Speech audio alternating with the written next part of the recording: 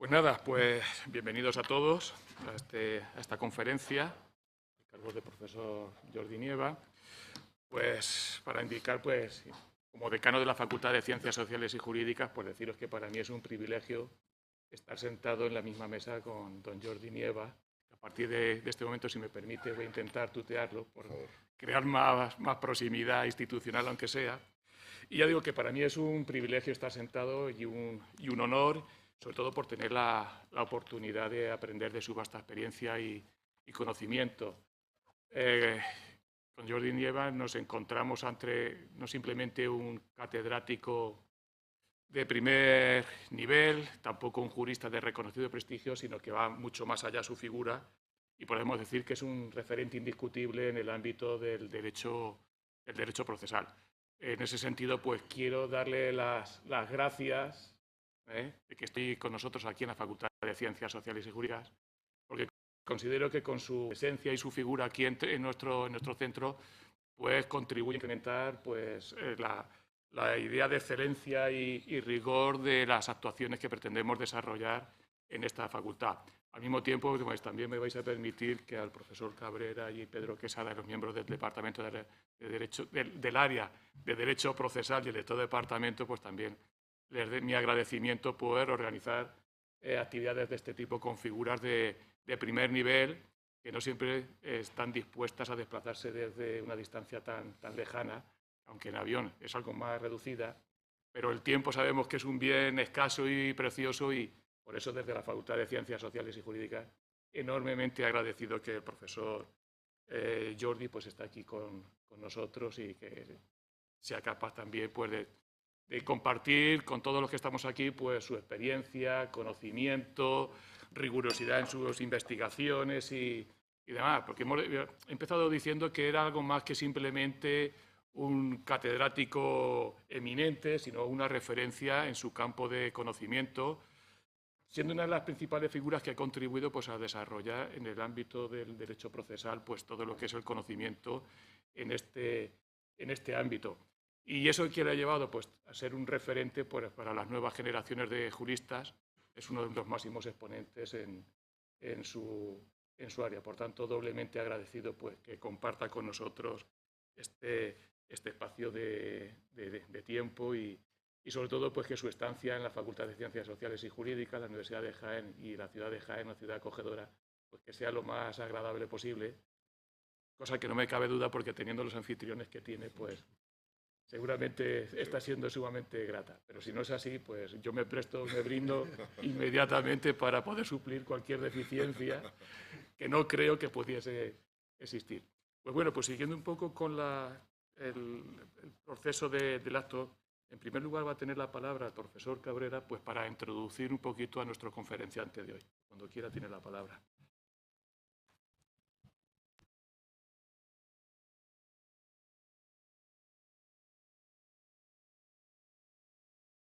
Ahora. Muy bien, muchas gracias por tu presencia y apoyo, querido decano de la facultad, querido Félix.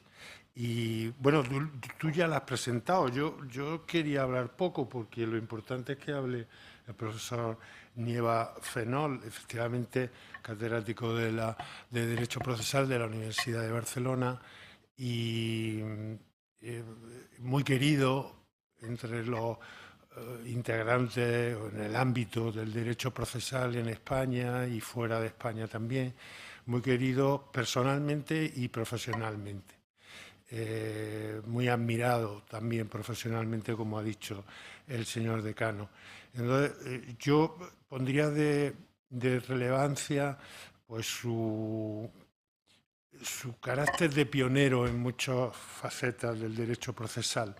Desde hace varias décadas, o casi década y pico, pues está trabajando en temas muy pioneros en el ámbito del derecho procesal, sobre todo en el ámbito de la prueba.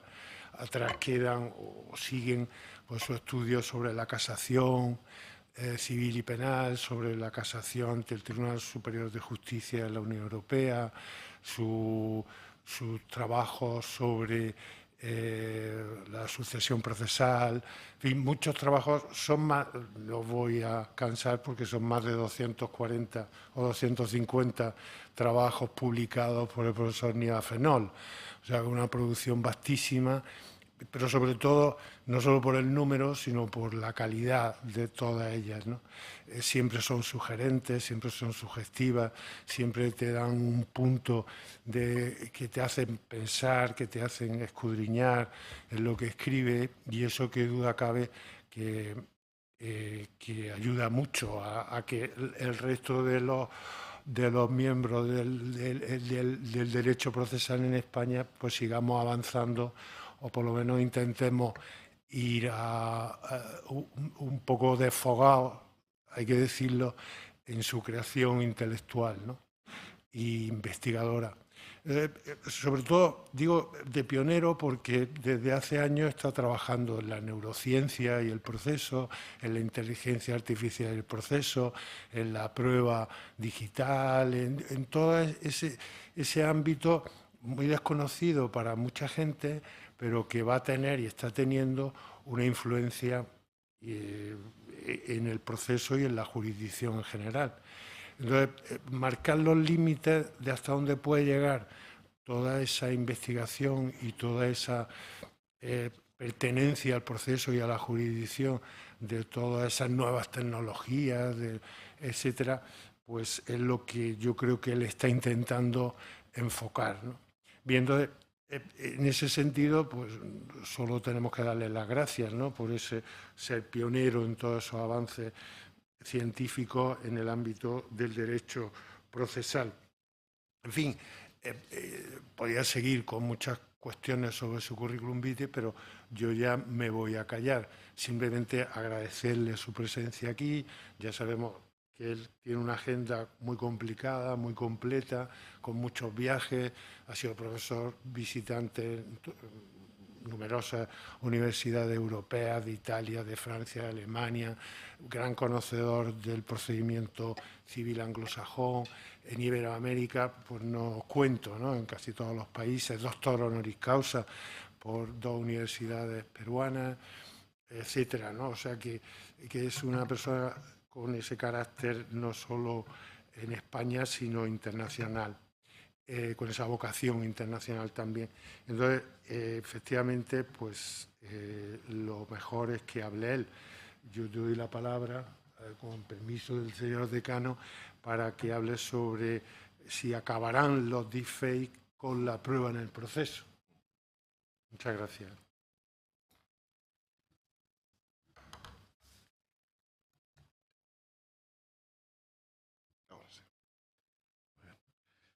Muchas gracias.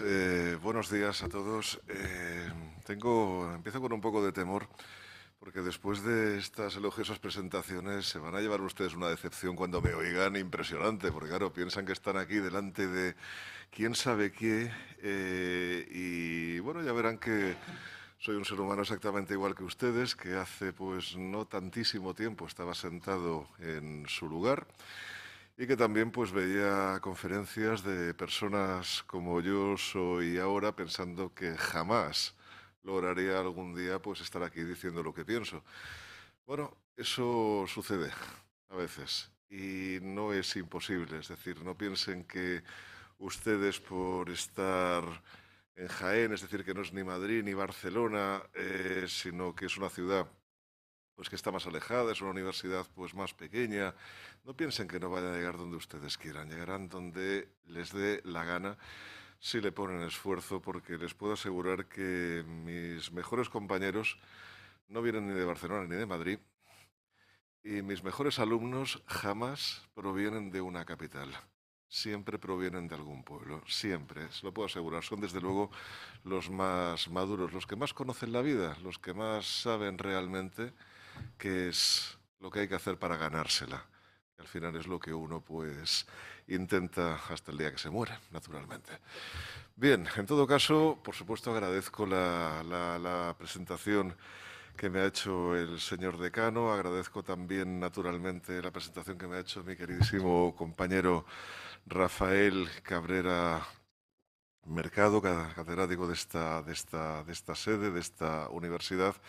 Y también agradezco la presencia en esta mesa de Pedro Manuel Quesada, que es una persona que conocí pues nada menos que en la Universidad de Bolonia, o sea, de Jaén a Bolonia. Ven cómo sí que es posible, ¿no? Lo que les estaba diciendo, ¿no? Le conozco en la Universidad de Bolonia y él es alguien pues que viene a unas conferencias que yo doy allí como profesor visitante en italiano y él pues pregunta también en italiano, o sea, y ahí pues nos conocimos y vimos pues que efectivamente esto de investigar era fructífero y que además se podían compartir muchísimas ideas y al final decir lo que uno piensa. O sea, uno siempre piensa que tiene algo que comunicar, ¿no? Uno siempre piensa que aunque crea que es una tontería, tiene algo que compartir, ¿no? Bueno, pues efectivamente eso existe y él es un ejemplo vivo que cito más porque es más próximo a ustedes en generación, naturalmente en edad, de cómo puede ser el futuro. Bien, yo vengo a hablar aquí hoy de algo que les es muy cotidiano, que son los deepfakes, ¿no? Que dichos con esta terminología, pues probablemente alguno de ustedes pues no sepan a qué me estoy refiriendo, ni muchísimo menos, ¿no? Pero seguro que todos ustedes pues han recibido memes bueno, de Broncano siendo detenido, por ejemplo, ¿no? O han recibido memes de, no sé, del actual presidente de los Estados Unidos diciendo algo razonable, incluso con su propia voz, ¿eh? O sea, incluso con su propia voz, o sea, no diciendo voy a invadir Groenlandia, me voy a quedar con Canadá y voy a ir a Marte, ¿no? Que de verdad que parece un chiste, o sea, sino pues no lo sé, voy a respetar las fronteras de todos los países del mundo y vamos a vivir todos en paz y en armonía y vamos a ser todos hermanos, ¿no? Bueno, pues también se puede escuchar a Trump con esa voz y sin decir que va a construir un muro fantástico, fabuloso, ¿no? Bueno, como a él le gusta hablar, ¿no? Bueno, lo cierto es que cuando tú ves por ejemplo, a un meme de Broncano que hay muy divertido, hablando en inglés, pero en inglés de verdad, no en inglés que habla él, sino en inglés de verdad y y con buen acento, eh, no puedes distinguir si eso es real o no. Es decir, claro, los que conocemos yo no le conozco personalmente, ¿no? Pero bueno, pero los que sí que le conocen, pues a lo mejor sí que puede apreciar algo, pero la enorme mayoría de la gente, que somos los que estamos aquí, pues decimos, ¿esto es real o no es real, no? Pasó hace nada en el caso que todos ustedes conocen de Jenny Hermoso. Es un caso, pues evidentemente, especialmente comprometido para tratar en tal día como hoy, que todos ustedes saben cuál es, pero que sin adentrarme en el mismo, se presentó por parte de la defensa una prueba muy curiosa, que consistía en un sordo mudo que miraba la boca de Rubiales para ver si dijo lo de un piquito o no dijo lo de un piquito y al final pues el sordomudo dijo pues que dijo que me das un besito o algo así, ¿vale? Y el juez rechazó esa prueba. El juez rechazó esa prueba no porque no creyera al sordomudo, no porque no le pareciera que su pericia no era discutible, que desde luego lo es, desde luego lo es. No hay que confundir el respeto por una persona con una discapacidad con el irrespeto por la ciencia o la falta de respeto por la ciencia. Eso es una cosa completamente diferente. Pero lo rechazó porque, claro, dijo, a ver, es que no conozco la fuente. Esto es un vídeo de TikTok.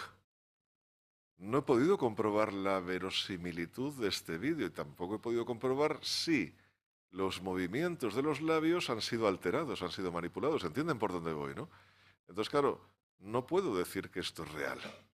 No puedo pronunciarme sobre esto. Y la verdad es que a pesar de que con esa sentencia discrepo en muchas cosas, y de hecho discrepo hasta que se hiciera un juicio en la Audiencia Nacional de 3 semanas sobre esto, pero al margen de eso, o sea, me parece desproporcionado, sinceramente, ¿no? O sea, sin quitarle gravedad al tema, que la tiene, desde luego. Pero, hombre, 3 semanas en la Audiencia Nacional, donde se juzga, pues yo qué sé, los escándalos económicos más importantes del país, donde se juzga terroristas, ¿no? O sea, que estemos ahí, pues haciendo esto, pues en fin, ¿no? Yo creo que hubiera sido más tema de cualquier tribunal de cualquier ciudad española, ¿no? O sea, que es lo que tendría que haber ocurrido, pero no fue así, ¿no? Bueno, volviendo a lo de la prueba, tiene relevancia lo que dijo este juez. Insisto, discrepo en gran parte de esa sentencia me pareció, en fin, que le afectaba lo que llamamos lenidad, ¿no? Es decir, que me pareció floja, para que ustedes me entiendan, ¿no? Pero con todo y con eso, en eso acerto.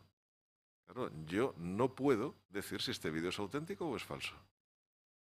No lo puedo decir. O sea, yo puedo decir que el vídeo de Televisión Española es auténtico, pero justamente ahí no se ve con tanta claridad como desde ese ángulo ese vídeo. Bien, pues ahora, por favor, amplifiquen el caso de este vídeo de TikTok a cualquier prueba que se puede presentar en el proceso. A cualquier prueba. Claro, en los procesos últimamente ha tenido mucha credibilidad cuando los abogados presentan conversaciones de WhatsApp. Se transcribe la conversación y a partir de ahí, pues, oye, sí, dijo, qué tal y qué cual, ¿no? Oye, ¿y si esa conversación ha sido alterada? Porque claro, en los documentos se pueden decir cosas diferentes, ¿no? O sea, se puede, vamos, cualquiera de ustedes puede alterar un documento escrito. No es difícil. Claro, ¿qué garantía tenemos de que esa transcripción de la conversación de WhatsApp era correcta? Pero bueno, más allá, ¿qué garantía tenemos de que esos pantallazos no han sido manipulados? Claro, por ejemplo, cualquier otro documento, un contrato mismo, que no haya figurado en ninguna parte, sino que hayan firmado las partes y resulta que, ¡oh, sorpresa!, una parte tiene una versión y la otra parte tiene otra versión. Miras las dos y parecen idénticas. Claro, ¿cuál es la buena? Imposible de saber, ¿no? Ustedes pueden decir, hombre, cuando firmábamos el documento teníamos la pericial caligráfica. Ahora voy a hablar de eso. Ahora voy a hablar de eso. No es tan fácil. No era tan fácil tampoco. Pero bueno. Vídeos. Claro, tenemos un vídeo de alguien que grabó justamente el momento de la agresión, ¿vale? De acuerdo, pero ¿cómo podemos dar fe de que efectivamente ese vídeo es auténtico? Bueno, los deepfakes están proliferando por todas partes. O sea, seguro que ustedes han recibido algún deepfake incluso de gente que conocen. O sea, no digo de famosos, digo de personas que conocen. O sea, las pobres chicas estas de Extremadura, que eran menores, les hicieron un vídeo pornográfico que podía parecer real. Que podía parecer real, con una alteración que no es demasiado difícil de ejecutar. Además, el programa pues está disponible en la web y esto es algo que nos tiene que preocupar a todos nosotros porque nos puede hacer lo mismo exactamente a todos nosotros. Entonces, claro, esto te abre un universo que es nuevo completamente, es de los últimos, ¿qué les voy a decir yo? 5 años, 10, como estirándolo mucho, que desde luego no tuvieron en cuenta los clásicos que escribieron sobre la prueba. O sea, claro, cuando Michele Tarufo, que estuvo aquí también en esta universidad, gran amigo mío, y vamos, yo creo que era el sabio de la prueba de nuestros tiempos, ya fallecido por desgracia, publicó la prueba dei fatti giuridici, o sea, la prueba de los hechos jurídicos en 1992, esto no existía. No existía, naturalmente. Cuando Carneluti publicó en 1915 la prueba civile, que ha sido un poco el libro de referencia para los procesalistas de prueba durante prácticamente todo el siglo XX, desde luego el deepfake no existía. Entonces, claro, ¿tendrían que haber escrito otra cosa o no? Yo eso se lo voy a poner de manifiesto a ustedes porque quiero que ustedes me acompañen en esta reflexión, porque lo que yo voy a decir es muy rompedor, pero quiero ver si ustedes llegan a la misma conclusión que yo. Y por eso me permitirán que cambiemos los papeles. Ahora ustedes están en el escenario y yo estoy entre el público. Yo les digo la realidad y ustedes la evalúan. Claro, hasta ahora que hemos tenido. Hasta ahora todos ustedes saben pues que lo que hemos hecho es confiar en los jueces. Porque los jueces efectivamente, pues oye, empieza un proceso, viene gente a declarar, hacen los interrogatorios y los jueces pues van a establecer quién dice la verdad y quién dice una mentira. Estamos de acuerdo, ¿verdad? Es decir, van a evaluar ese interrogatorio. Muy bien. Vamos a ver. ¿Hay alguien en la sala? Por favor, que levante la mano y si se levanta la mano, les garantizo que le daré un abrazo. ¿Hay alguien en la sala que sepa mirar a la cara de alguien y saber sin ningún género de dudas que miente o dice la verdad? Porque si lo hay, por favor, que abandone la sala inmediatamente, se compre una túnica, un cucurucho con unas estrellas o algo, una bola de cristal, también estaría bien, y que se dedique a otra cosa que le va a dar mucho más dinero que el derecho, que es adivinar cosas, ¿no? No existe esa persona, no existe esa capacidad. No es posible adivinar si alguien miente o dice la verdad con su gestualidad. Porque es que si fuera verdad no existirían los actores. Los actores nos pueden llegar a convencer de lo que están diciendo. La gente es capaz de mentir, naturalmente. Y muchas veces, fíjense si ustedes esto está metido en la cabeza de la gente, cuando nos engañan pensamos que la culpa es nuestra, que no nos hemos dado cuenta, que somos idiotas. No, la culpa es del otro, que es un mentiroso. La culpa es del otro, que es un mentiroso. Tú, hombre, has hecho lo que tienes que hacer. Hombre, ir por esta vida pensando, pues, que, oye, que la gente tiene buena fe en general, no que todo el mundo va mintiendo y todo el mundo es un delincuente. O sea, es así, es normal, ¿no? Y a partir de ahí, no, es que soy idiota, tendría que haber tenido más cuidado. Pues no, señor, o sea, el otro no tendría que haber sido un delincuente, simplemente, ¿no? O un mentiroso. Bueno, pero trasládenlo hasta el proceso. Durante siglos hemos creído que los jueces tenían esta capacidad. De hecho, lo seguimos creyendo. De hecho, esta capacidad se la atribuyó Bentham, Jeremy Bentham, otro de los tratadistas de la prueba muy importantes, a principios del siglo XIX, en una obra que ni siquiera escribió él, aunque tiene su autoría, es una historia un poco complicada, luego si alguien tiene curiosidad la explico, pero él ahí dice que sí, que los jueces pueden perfectamente, oye, observar a la gente cómo se expresa y decir si mienten o dicen la verdad. No, no pueden. Simplemente no pueden. Y lo que ocurre en una sala de justicia no es que el juez adivina la mentira de lo que dice un testigo o no, no la puede adivinar, salvo casos extraordinariamente evidentes. Lo que ocurre es que los abogados hacen algo que no sé si a ustedes les va a parecer muy legítimo o no cuando lo cuenten. Los abogados lo que hacen a través del interrogatorio es intentar crear un ambiente, crear lo que se llama un marco mental. Técnicamente se llama así, un marco mental. Un marco mental que inspire la empatía del juez, la proximidad del juez, ¿no? O sea, que inspire que el juez diga, ah, esto me suena, esto me cuadra en la situación que yo tengo en la cabeza, esto me cuadra en mi experiencia, que es algo sobrevalorado absolutamente en materia de valoración de la prueba, ¿eh? Pero lo ven así, ¿no? Y eso es lo que intentan los abogados, no en España, en cualquier lugar del mundo, donde mejor lo hacen, son en los países que llevan más siglos haciendo esto, que es en el mundo del common law, en el mundo anglosajón. Reino Unido, Irlanda naturalmente, Estados Unidos por supuesto, Canadá, Australia. Allí están muy acostumbrados a hacer esto, que es, no sé qué opinan ustedes, pero a mí me parece que es una forma como otra cualquiera de autoengañarse. Porque en realidad lo que estás haciendo es embaucar. Gracias a eso. No, estoy defendiendo, sí, estás defendiendo, pero estás haciendo algo que en realidad no está descubriendo la verdad, sino que está creando una verdad ficticia, que es diferente, que es la que a ti te interesa. Eso es completamente diferente, ¿lo ven, no? Y en cambio llevamos siglos guiándonos de esto, ¿no? Pues oye, pues ¿por qué no vamos a continuar así, no? O sea, vale el deepfake, pues oye, pues que el juez vea si sí o si no, así un poco pues intuitivamente, ¿no? Porque hasta ahora hemos aceptado la valoración intuitiva de los interrogatorios. Pues ¿por qué no vamos a aceptar la valoración intuitiva de los deepfakes? Ah, no, el deepfake no, porque es una cosa técnica. Ah, ¿y el interrogatorio? Porque claro, también hay una cosa que se llama psicología del testimonio, que es justamente la ciencia que sirve para intentar tener datos para poder argumentar que una persona ha mentido o no. Es diferente esto, ¿eh? O sea, no saber si miente o no, ¿eh? Es otra cosa que se queda en un escalón inferior. No se puede llegar a más, en realidad, ¿no? Bueno, pues ¿por qué no lo hacemos? Vale. Bueno, ustedes pueden decir, bueno, ya, pero a ver, un proceso es más que los interrogatorios. Un proceso es más que los interrogatorios. Hombre, un proceso también tiene prueba documental y tiene prueba pericial. Vale, muy bien, prueba documental, tiene prueba documental, sí, no hay ningún problema. Y oye, y con la prueba documental, cuando el documento está firmado, esa firma se puede hacer una pericial caligráfica. Pues les voy a contar una cosa que muy probablemente no sepan. ¿Saben ustedes cuál es la fiabilidad científica de las pruebas periciales caligráficas? ¿Lo saben ustedes? Ni se lo imaginan, ¿verdad? Pues bien, es inferior al 40%, lo cual sorprende, ¿verdad? inferior al 40%, lo cual queda científicamente en márgenes que entran dentro de lo que llamamos azar.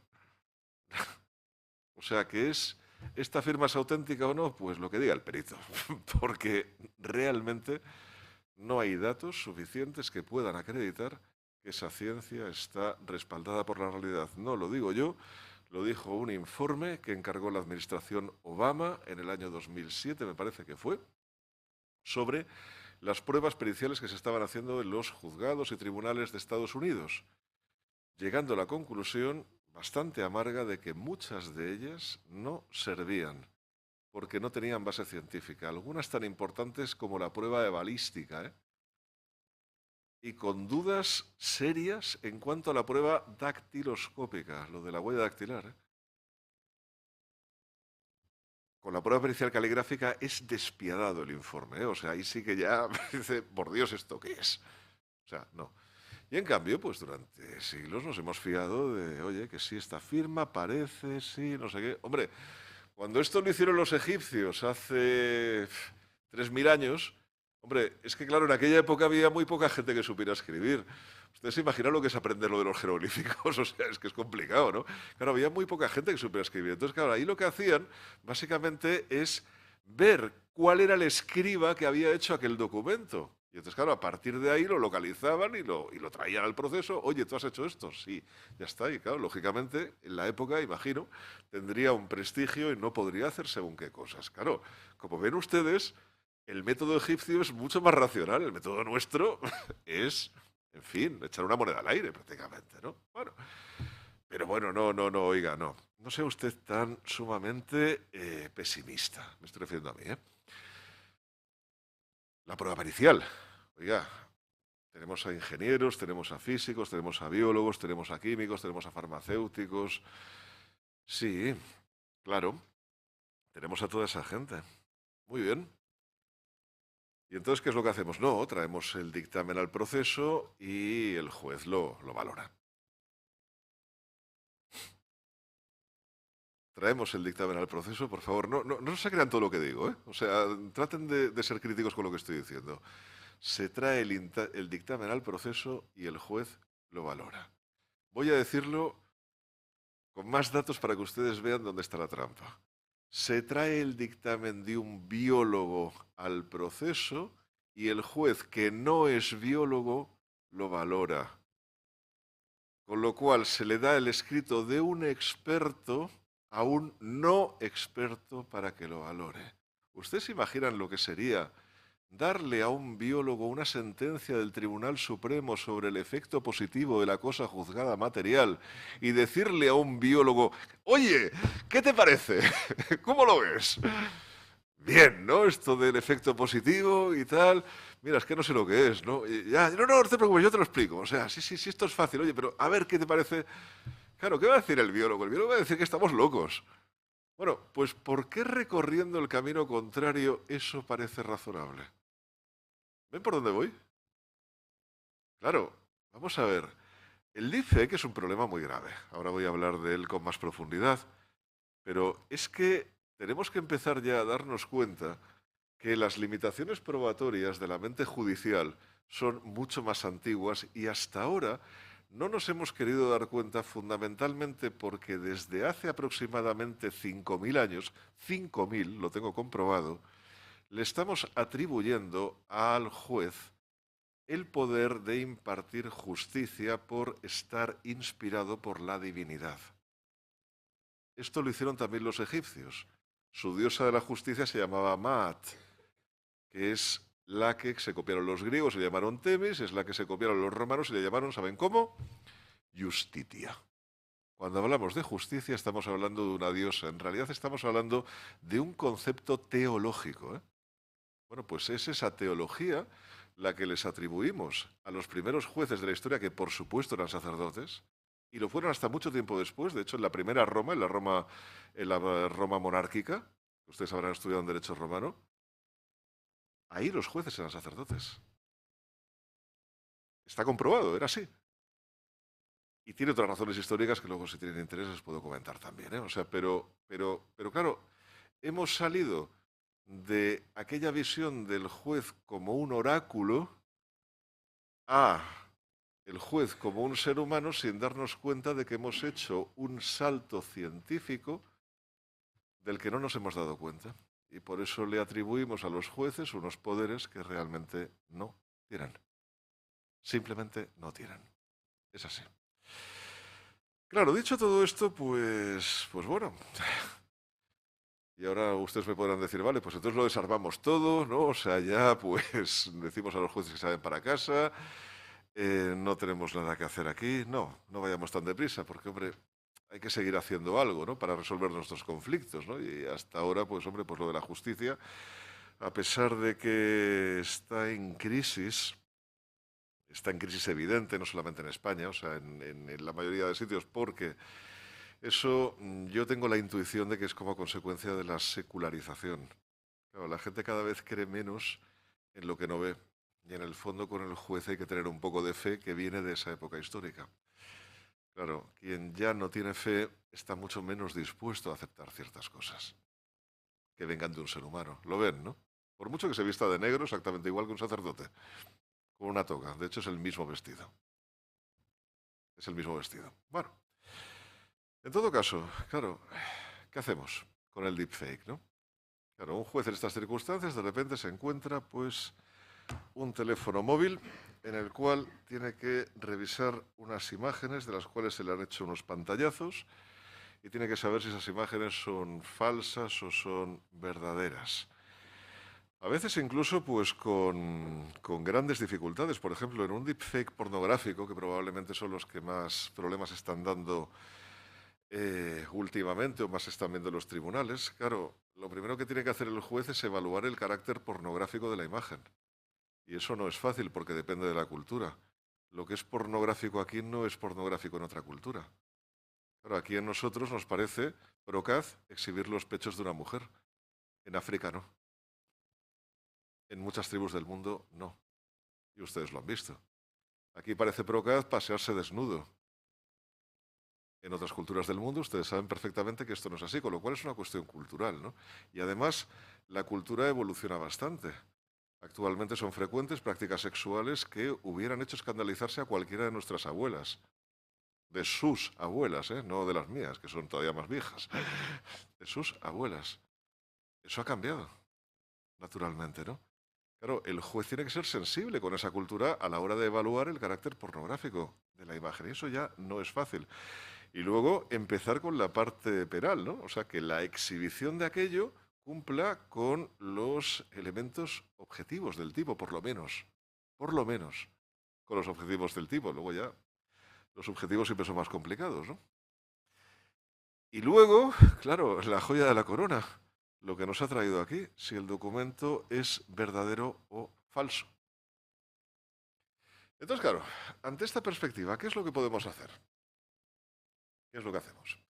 Hacemos como el juez de Jenny Hermoso y decimos, esto no lo puedo considerar porque no sé si es cierto.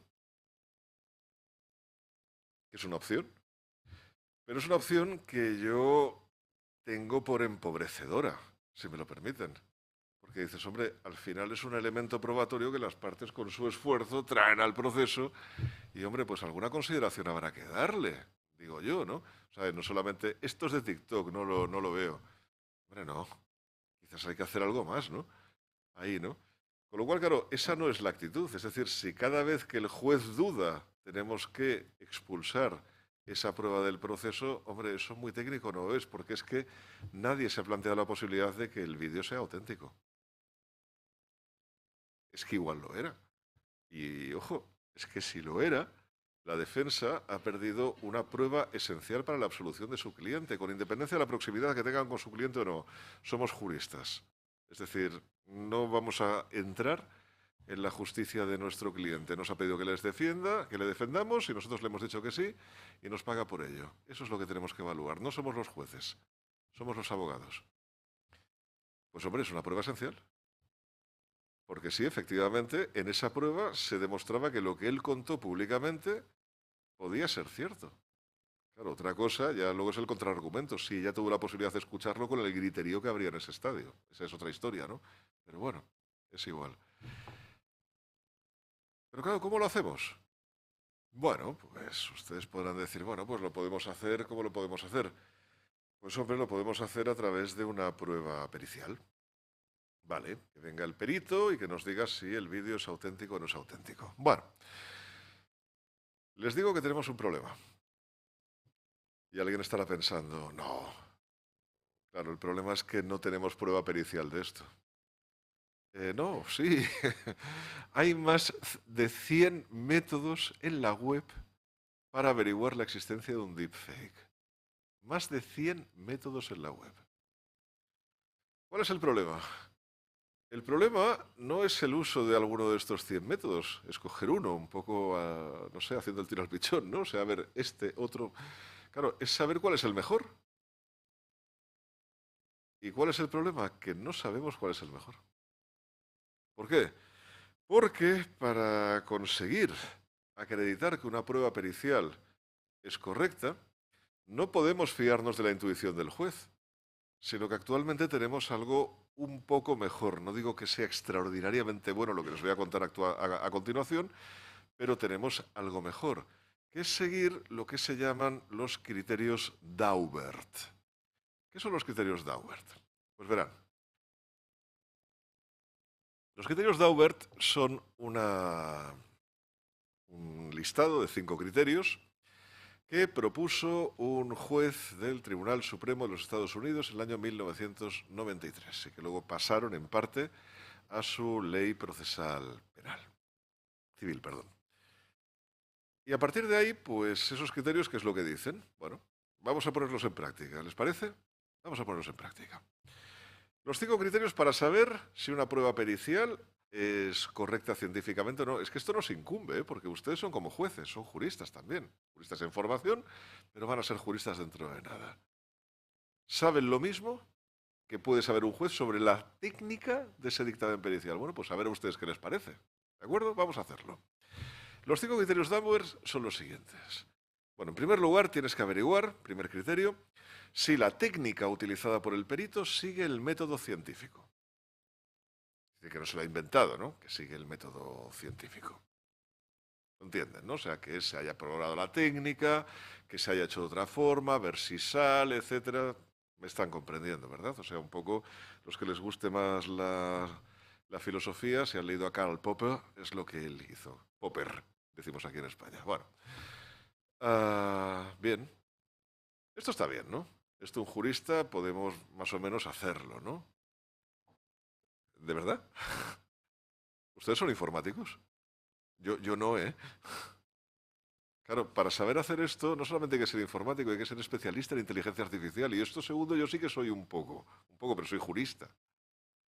Pero la enorme mayoría de la gente no lo es, con lo cual, ¿cómo demonios vamos a evaluar si se ha empleado ahí el método científico o no? Vale, no podemos utilizar el primer criterio, mala suerte. Segundo criterio. El segundo criterio es que la técnica haya sido evaluada por pares. ¿Esto qué es? Pues quiere decir que, imagínense que yo me invento una técnica para resolver un problema en derecho procesal y entonces mis pares, es decir, los que son como yo, tienen que decir si está bien o no está bien. En este caso, mis pares podrían ser el profesor Cabrera Mercado y el profesor Quesada. ¿Ven algún problema? Básicamente el final es que si ellos dicen que está bien, la técnica se da por buena. ¿Ven algún problema? Ustedes han visto cómo me ha elogiado el profesor Cabrera Mercado, ¿verdad? No ha hablado el profesor Quesada, pero hubiera dicho pues cosas parecidas. ¿Cuál es el problema? Somos amigos. Claro.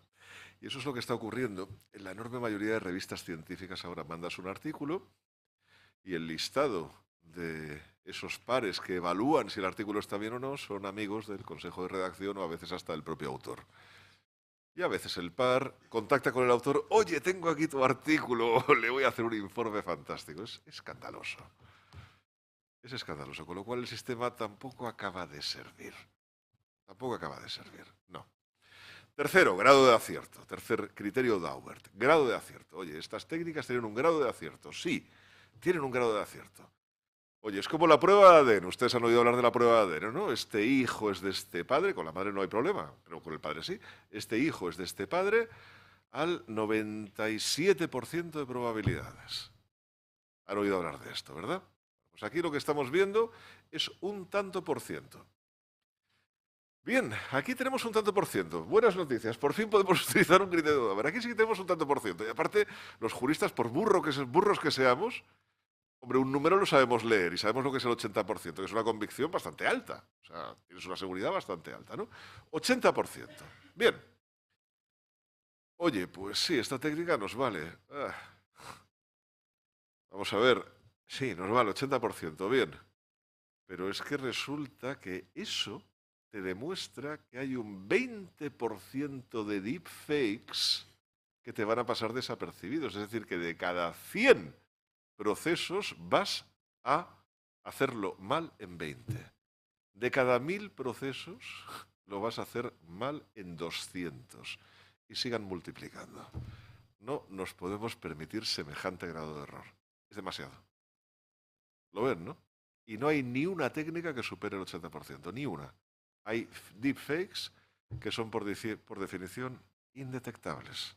Ahora les hablaré de alguna técnica, ya prácticamente para concluir. Cuarto criterio de Daubert.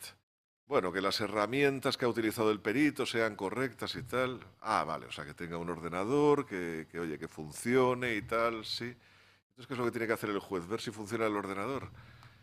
Claro, un jurista no tenemos mucha idea de ordenadores, eso lo podrá hacer nuestro amigo informático, todos tenemos un amigo informático, un amigo que entiende más, ¿verdad? Que, oye, se me ha estropeado el ordenador, bueno, ese sabe hacerlo. Pero nosotros precisamente le llamamos porque no tenemos ni idea de cómo arreglar aquello. Con lo cual, claro, el juez ahí tampoco. Y luego ya el que es fundamental, el quinto criterio de Dauber, que ese es todavía más antiguo, ese viene de 1923, lo crearon con el detector de mentiras. El último criterio es que la comunidad científica, es decir, nosotros, la comunidad científica, pues tenga un grado de consenso alto sobre la fiabilidad de la técnica, que haya consenso, ¿no? Que se pueda decir aquello que decimos nosotros en nuestros libros y que ustedes habrán oído en clase de la doctrina dominante, mayoritariamente la doctrina, alguno que es todavía más osado dice, unánimemente la doctrina. Ese ha leído todo lo que se ha publicado en España, en Francia, en Italia, en Portugal, en China, en Tailandia, en India, sobre ese tema. Unánimemente la doctrina. No, pero a mí el que más me gusta es ese de la mejor doctrina. La mejor doctrina siempre son tus amigos. Esa siempre es la mejor doctrina, tus amigos. Claro, hombre, con semejantes mimbres no podemos hacer este cesto. Es así. No podemos hacer esto, con lo cual no podemos aplicar los criterios Daubert a esta técnica pericial. Con lo cual estamos realmente en ropa interior, si ustedes me permiten el comentario. Estamos muy mal. Claro, las técnicas, incluso cuando las ves, pues ves que son muy falibles, ¿no? Claro, hay una, la NoiseDF, que esta se basa en que cuando tú introduces una imagen falsa en un vídeo auténtico, eso genera un ruido informático. Hombre, si el que lo ha hecho ha sido tan sumamente descuidado como para dejar ese ruido y que sea detectable, vale, pero no es tan fácil, ni muchísimo menos, ¿no? Hay otra, pues, que lo que hace es detectar errores que se cometen siempre en los deepfakes, hombre, porque, claro, perfecto no es, ¿no? Entonces, claro, ¿qué ocurre? ¿No? Que cuando alguien detecta un error, por ejemplo, yo que sé, en Estados Unidos, y otro detecta el mismo error en esos vídeos no lo sé, en India, por ejemplo, pues entonces, claro, lo ponen en la web, y entonces, ¿qué pasa? Que ya por lo menos tienes ese error detectado y entonces puedes someter a la búsqueda solamente de ese error el examen del vídeo que te ocupe. Y entonces eso, pues, si tienes esa fortuna de que te toque la lotería, porque casi es que te toque la lotería, pues entonces, pues, efectivamente lo puedes utilizar, pero si no, pues no.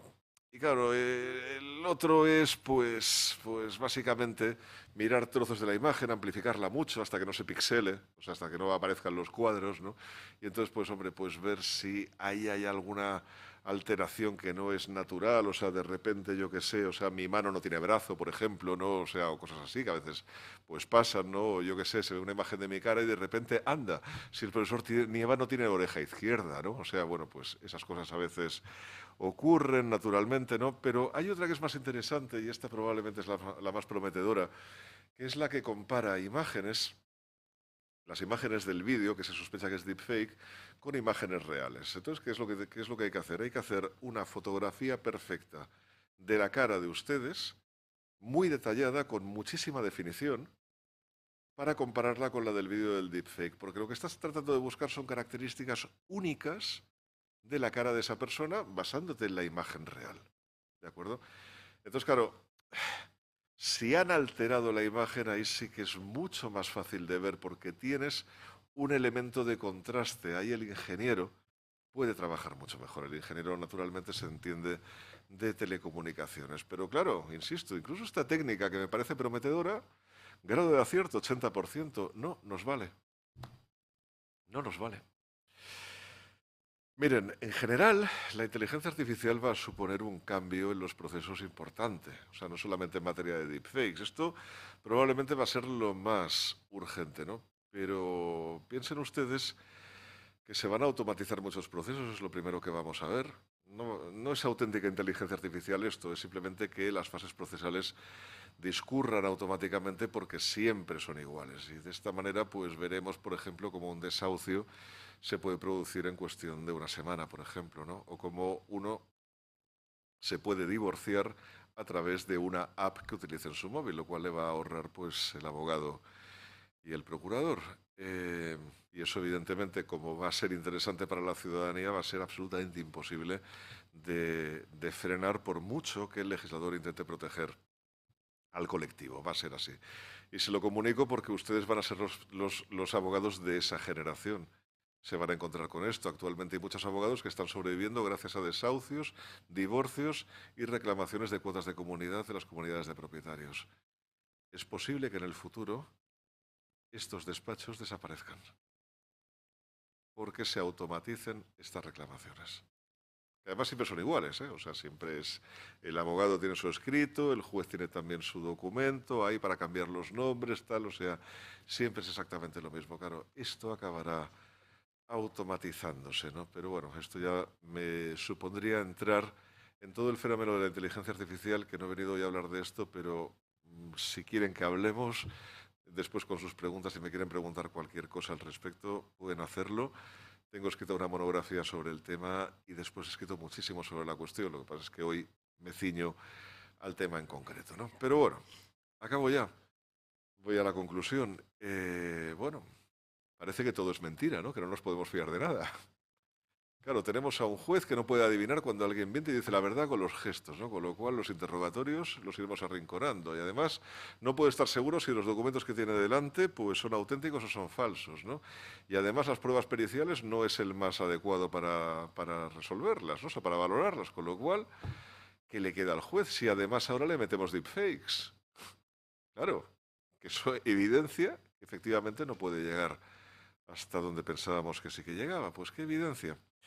Miren, lo que evidencia es una conclusión que yo estoy en proceso de asimilación todavía, porque, porque no la tengo acabada, en el sentido de que hay que empezar a preparar el futuro basándose en estos datos. Y claro, ¿y qué futuro va a ser? Claro, empiecen ustedes a prepararse para un futuro, no digo yo sin procesos judiciales, pero sí con menos procesos judiciales. Porque vamos a tener que asumir que hay veces que el proceso judicial, que es un método que está basado en la averiguación de la verdad, y fue así desde época egipcia, ¿eh? O sea, es decir, es un método que está basado en que tiene razón no el más fuerte, porque hasta entonces se pegaban entre ellos, ¿eh? O sea, no el más fuerte, sino no, el que tenga razón. ¿Y quién tiene razón en nuestra cultura? Aquel a quien respalde la verdad. Oye, esto es un salto evolutivo importante, ¿eh? O sea, en términos sociales es tremendo. Bueno, pues está muy bien. Nos ha funcionado durante, ya les digo, unos 5.000 años aproximadamente.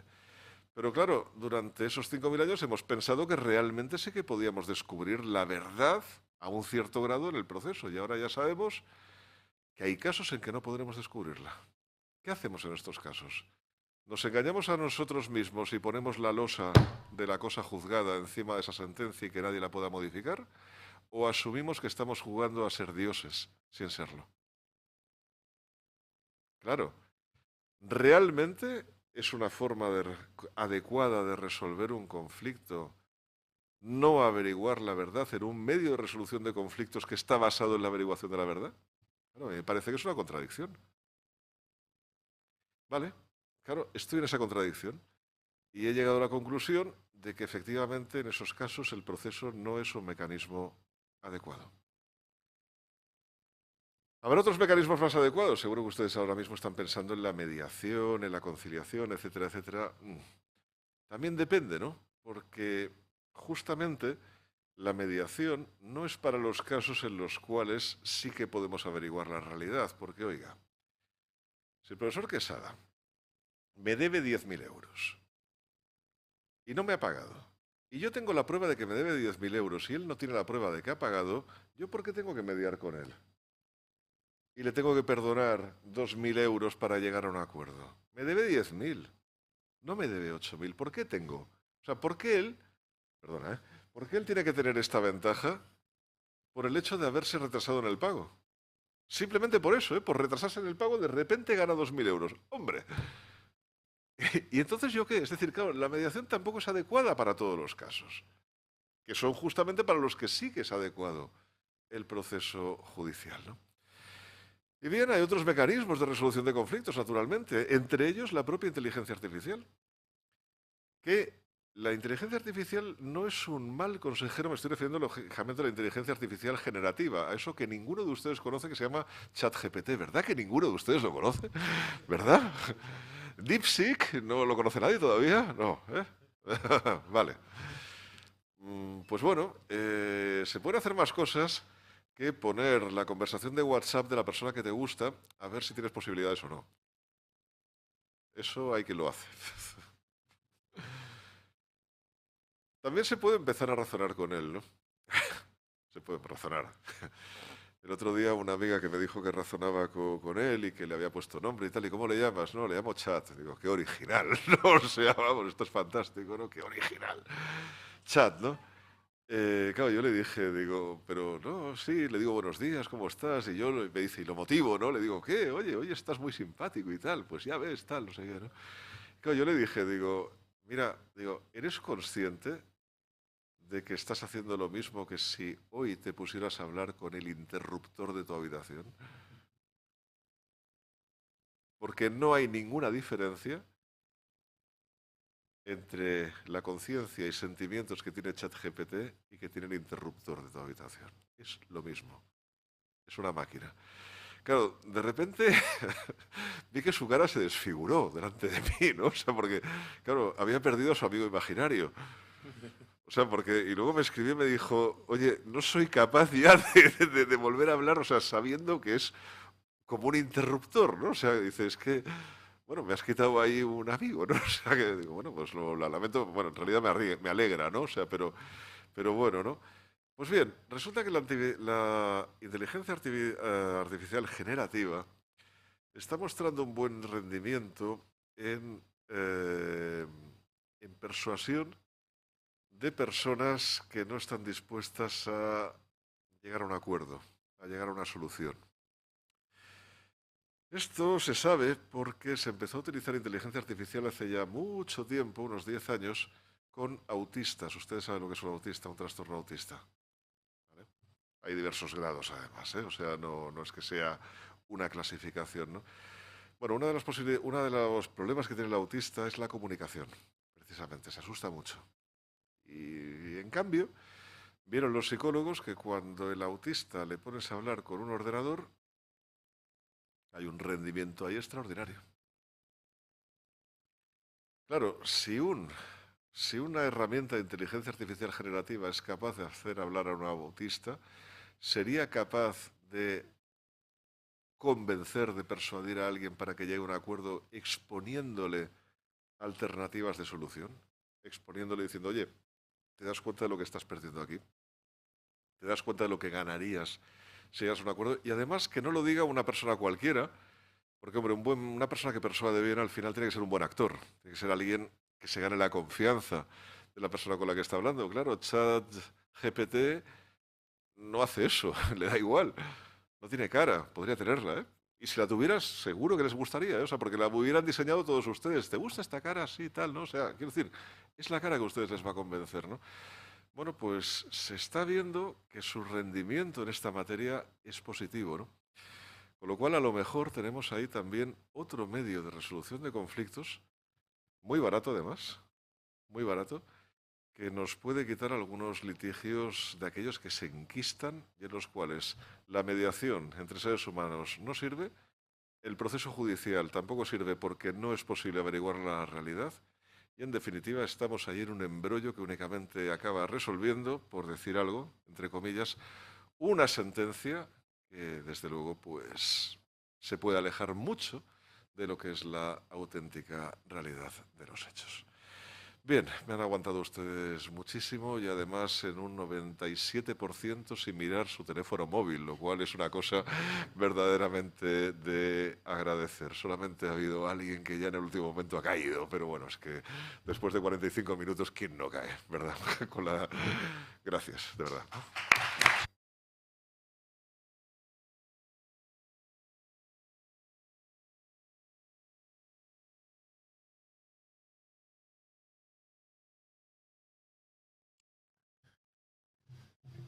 Sí, muchísimas gracias Jordi por acercar todas estas problemáticas que son de enorme actualidad y debate doctrinal a bueno, pues un auditorio bastante con juristas en formación y que siempre es bueno que aprendan que realmente más allá de los libros, ¿no? De el papel, de la clase, pues existe un mundo con unas posibilidades infinitas. Me gustaría ahora abrir el turno de debate, por si alguien tuviera alguna pregunta. Simplemente para el debate les voy a pedir un favor. La persona que quiera hacer una pregunta, en tanto que se va a hacer un vídeo de esta conferencia, que haga la pregunta en el micrófono del atril. Y os animo a todos a que participéis.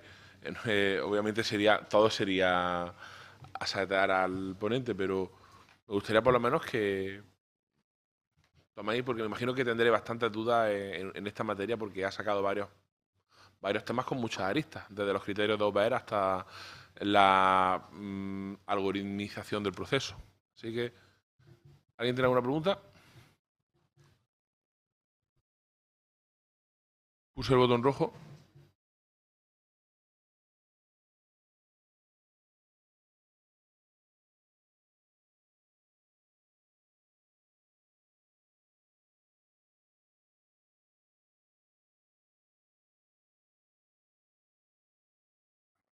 ¿Se me oye? Sí. Buenas tardes, profesor, señores. Profesor. Buenas tardes a todos vosotros. Estoy un poco nervioso porque es normal. Quería hacerle una pregunta. Bueno, respecto a todo lo que nos ha contado, ya cabe decir que ya no te puedes fiar de nada, vamos. Pero bueno, yo a lo que voy a lo siguiente. Cuando usted dice que en un proceso una persona lleva un pantallazo de WhatsApp, WhatsApp es una empresa. Y creo que existen también, no dejan de ser programas o aplicaciones de geolocalización. O sea, yo escribo un mensaje y en ese preciso momento la empresa de WhatsApp debe saber dónde está esa persona. Entonces, ¿se puede admitir a trámite ese proceso? O decir, ¿se puede tener en cuenta esa geolocalización en un proceso? Es mi pregunta. Gracias. No, gracias a usted. Sí, te puede localizar si dejas esa posibilidad, porque WhatsApp te pregunta cuando te lo bajas si puedes compartir tus fotos, quieres compartir tus direcciones, quieres compartir tus correos, y tú le dices a todo que sí, porque básicamente está diseñada para que no funcione si le dices que no. Y una de ellas es la geolocalización, efectivamente, ¿no? Y esa es de las que se puede llegar a anular y WhatsApp todavía continúa funcionando, ¿no? De todas maneras, claro, la forma correcta de hacer las cosas es presentar una solicitud a Meta, que es la empresa que hace WhatsApp, porque lo compró hace años, ¿no? de los originarios fabricantes. Y bueno, y entonces decirle su sistema de geolocalización es correcto y te van a decir pues que sí, porque está testado, como dicen ellos, ¿no? O sea, está probado pues en millones y millones y millones de ocasiones, o sea, más vacunas que se pusieron con el COVID, ¿eh? O sea, que se pusieron más de 3.000 millones de vacunas, ¿no? Estos son, pues fíjense ustedes, la cantidad de veces de, oye, ¿dónde estás? Te mando la ubicación, ¿no? Bueno, y es correcta. Es correcto, es decir, claro, está muy probado, ¿no? Entonces te van a decir que a lo mejor puedes tener una alteración de, yo qué sé, de poco, ¿no? Pero bueno, también estoy seguro que tiene que existir la forma de poder alterar esa geolocalización. Seguro, seguro. Yo no la conozco, no la conozco. Y ni siquiera sé si Meta ha protegido debidamente su herramienta para que eso no ocurra. Yo hasta ahora lo que sé es que protege únicamente el contenido de los mensajes, porque es que antes se enteraban de todo lo que decíamos, es que es impresionante. O sea, antes, y eso además lo utilizaban para ver las palabras que utilizábamos, es decir, no era tanto para hacer ahí una labor de espionaje, sino para decir, oye, vamos a ver, este ha dicho que tiene 50 años, y este, o 60, mejor dicho, ¿no? Y este pues habla, dice presión arterial muchas veces, o dice próstata muchas veces y tal. Claro, esto era información privilegiada para las compañías aseguradoras, porque a partir de ahí, cuando hacían pólizas de seguro, pues a los mayores de 60 años no se las hacían para el cáncer de próstata. Es tan feo como esto, ¿eh? Es tan feo como esto, pero es una información que vale mucho dinero. Y por eso lo hacían. Ahora con WhatsApp no lo hacen, lo siguen haciendo con Facebook y lo siguen haciendo con Instagram. Cuidado, que son los otros dos monstruos que tiene Meta, ¿no? Uno para los abuelos, el otro pues para la gente un poquito más joven, ¿no? Pero al final es exactamente lo mismo. Y ahí pues con esa información sí que trabajan. Y de hecho es la fuente de ingresos de Meta. No tiene otra fuente de ingresos porque, como todos ustedes saben, Meta Instagram y Facebook, e incluso WhatsApp, son gratuitos. WhatsApp incluso hubo una época que intentaron cobrarlo 1 euro al año y bueno, y empezó a haber una desbandada, con lo cual pues vieron que no era la forma de hacerlo, ¿no? Y entonces ahora te garantizan que la comunicación está cifrada end-to-end, ¿no? O sea, de principio a fin, con lo cual teóricamente lo que dices por WhatsApp, salvo pantallazo, no puede siquiera ni ser interceptado. Ni ser interceptado, salvo, existe la forma también, que instales un troyano bastante complicado, de manera que te metas en el teléfono móvil de otra persona y entonces, claro, a partir de ahí tengas acceso a él como si fuera tu propio teléfono móvil. Esto sí que existe. Y es la forma de hacerlo. Hay algunos que son más sofisticados, como lo que se está viendo que hicieron en el caso Pegasus, y otros que son bastante más pedestres, por decirlo así, ¿no? Que son pues como los que utiliza su amigo informático cuando alguno de ustedes pues a lo mejor les dice, oye, en lugar de ir para tu casa, que nunca me invitas a cenar además, métete en este programa que así yo puedo tener acceso a tu ordenador desde aquí. Eso es un troyano. Entonces te puedes arreglar el ordenador desde su casa. Bien, eso también se puede instalar de manera inadvertida y la forma de hacerlo, lo hacen algunos estafadores naturalmente, es mandarte un mensaje que te parezca fiable, sobre todo por SMS, a veces también por WhatsApp, ¿no? Y entonces, bueno, tiene que tener un link. Si le das al link, estás perdido.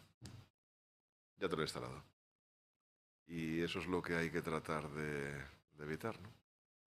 Gracias por su pregunta. Y sobre todo, no le tengan miedo al micrófono. Piensen ustedes que hay miles de cantantes haciendo el ridículo de manera espantosa. a lo largo de la historia. Uno se da cuenta viendo un programa que ustedes seguro que no ven, que es Cachitos de Plata y Plomo, ¿se llama el programa? De cromo y plata o algo así, que es un programa que vemos los viejos solamente, porque sacan canciones de nuestra época y tal, y te das cuenta de hasta qué punto la gente ha hecho el ridículo en un escenario. O sea, dices, por Dios, y esto me gustaba, ¿no? O sea, ¿cómo es posible? Por eso no tengan ningún miedo.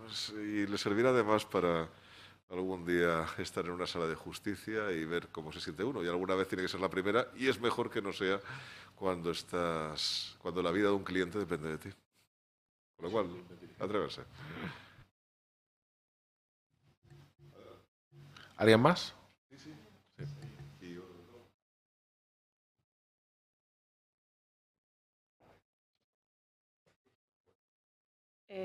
No sé, la verdad es que la vergüenza da, lo siento mucho. Que Es que lo raro sería que no la diera. O sea, si no la diera, usted sería una herramienta de inteligencia artificial generativa. Por fortuna para usted es un ser humano, claro que tiene que dar vergüenza. Adelante. que yo esto lo digo no como mi compañero como una alternativa o propuesta, solución. ¿No sería también una opción viable coger y hacer como un registro público? Lo que ha dicho usted antes de los contratos, que supuestamente son dos versiones distintas, en los juzgados, por lo que tengo entendido, hay veces que te dicen que solo vale el documento original, que no puedes traer una fotocopia. ¿No sería bien que se hiciera algo así como, por ejemplo, con los contratos? O bueno, ya esto es muy para largo, porque todo esto se puede hacer, pero con todos los vídeos que se suba, que diga con el Big Data, esto que hay detrás de cada documento, que se diga, vale, aquí hay un registro, se creó este día. Supuestamente Internet lo recoge la gran mayoría de todo, incluso lo que no queremos. Tal vez, tarde o temprano, contratados los países todos se pueden poner de acuerdo para hacer eso. No sé, esto es una pregunta. Es una pregunta muy pertinente y además una de las soluciones está precisamente por ahí. Una solución alternativa, luego comento la suya, que a mí me convence más, sinceramente, es la de añadir una marca de agua al vídeo, de manera que sea única, auténtica, y a partir de ahí pues el vídeo pueda circular por donde uno quiera y entonces eso sea pues efectivamente auténtico. Pero yo tengo más miedo con lo de los contratos, es lo que más me preocupa. Es lo que más me preocupa. Y con lo de las copias, pantallazos, etcétera, y creo que la misma lógica que nos llevó a crear un registro de la propiedad, un registro mercantil, nos tendría que llevar a crear un registro de estos contratos.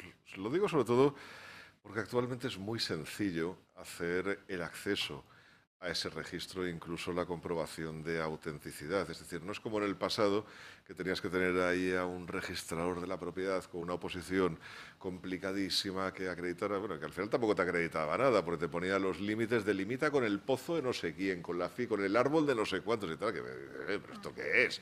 O sea, esto seguro que ustedes han visto. Bueno, yo recuerdo, mira, una finca que estaba aquí cerca, sí, que limitaba con el olivo de no sé cuántos y con la acequia de no sé. Joder, ¿y eso dónde está, no?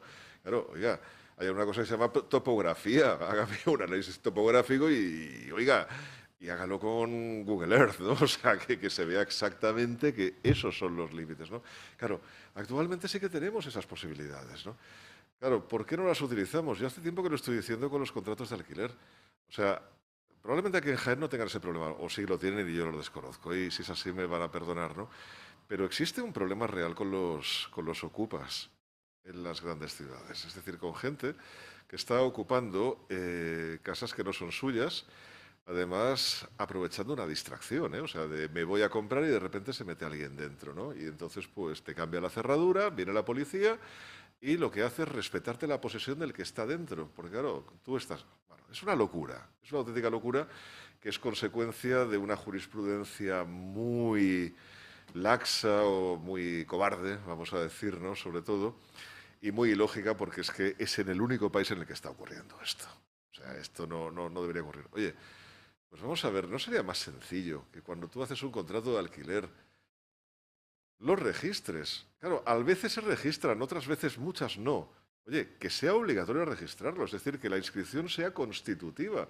Exactamente igual que ocurre con los contratos de hipoteca, que la inscripción en el registro de la propiedad es constitutiva. Oye, pues lo mismo. Tú no vas a ocupar aquello si no tienes esto. Entonces, a partir de ahí es muy sencillo. La policía entra en ese registro y se acabó el problema. Bueno, pues con lo de los deepfakes lo veo exactamente igual. Es decir, que haya por lo menos algunos documentos, sean por escrito, sean de vídeos, sean de lo que sea, que efectivamente sí que tengan esa garantía de autenticidad. Y ahí, pues, oiga, podemos dar un salto cualitativo. Si, por ejemplo, eso lo podemos hacer con las cámaras de seguridad que estén instaladas en determinados sitios. Oye, ahí tenemos un gran qué ganado. Si lo podemos hacer con la documentación de algunas empresas, pues también está muy bien, ¿no?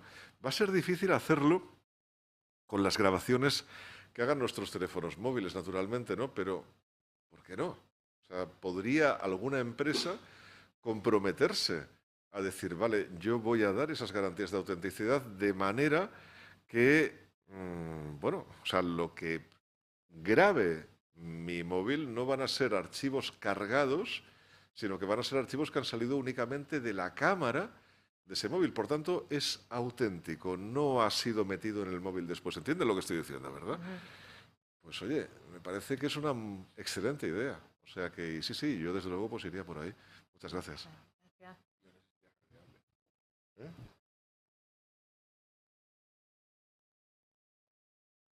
Siguiente.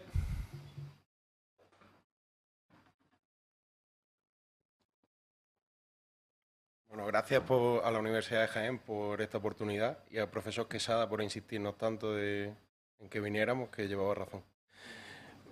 Gracias a usted.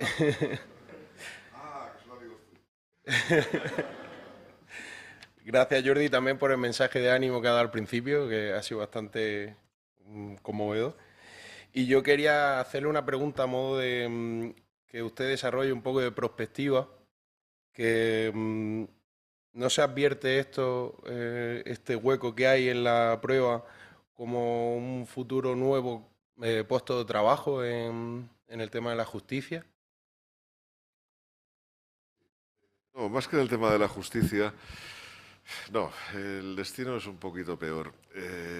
Y lo lamento, pero es que va a ser verdad. Miren, hoy si quieren entrar tienen en El País un artículo que habla del agua que gasta Amazon en sus centros de datos. Es una brutalidad para refrigerar sus equipos informáticos. Es brutal, es una cosa que dices, o sea, no sé por qué le están dejando hacer esto, pero lo hacen, ciertamente, ¿no?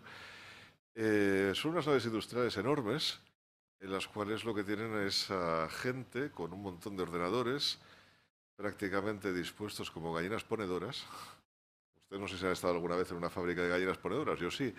Les recomiendo la visita, es terrible. O sea, es cuando te das cuenta que cuando te venden huevos de gallinas de suelo son los que tienes que comprar. O sea, porque desde luego no quieres ser gallina, ¿eh? O sea, en esas fábricas. O sea, es una jaula, otra jaula, otra jaula, otra jaula, otra jaula, así, sin poder moverse, sin nada más, y con el pienso y el agua y ya está, ¿no? Bueno, pues es algo parecido, ¿no? Entonces, ¿esta gente qué hace? Esa es la de Amazon, ¿no? Que básicamente lo que hacen es hacer minería de datos, que básicamente consiste en que los seres humanos van peinando todas nuestras búsquedas, todas las búsquedas que hacemos, ¿no? Para luego sugerirnos productos para comprar. Claro, esto a Amazon le hace ganar muchísimo dinero. Porque claro, tú a lo mejor vas a Amazon y dices, quiero comprarme pues una silla. Y entonces, pues vale, pues sí, esta silla es bonita, te gusta, y de repente pues empiezas a ver que, oye, ¿y un sillón? Oye, ¿y un puff? ¿Sabes lo que es un puff, no? Esto pequeño, ¿no? O sea, ¿y un puff? Y oye, ¿y este libro de sillas? ¿Qué te parece, no? O sea, ¿y esta empresa de decoración? Bueno, al final acabas comprando más. O sea, si tienes disponibilidad, acabarás comprando más, y si no tienes disponibilidad, te sientes muy mal. Y vas a comprar más en cuanto tengas la más mínima oportunidad. Eso es lo que se busca, ese efecto. Claro, para hacer eso no lo hace la máquina automáticamente. Hacen falta seres humanos trabajando allí, insisto, como gallinas ponedoras. Bueno, habrá un día, queridos amigos, que la justicia utilizará la inteligencia artificial. Y eso va a sustituir a algunos jueces. No, va a sustituir a muchos jueces. Pero los que más va a sustituir son a muchos abogados. Pero harán falta juristas para poder hacer esas decisiones que actualmente hace un ser humano, valorando todos los datos que están en un proceso. Es decir, es un proceso muy complejo, pero que se acabará haciendo algún día. Bueno, ese día necesitaremos a esas personas trabajando allí con conceptos legales, ¿no?, para seleccionar la información, clasificarla, tal. Y allí van a hacer falta un montón de juristas,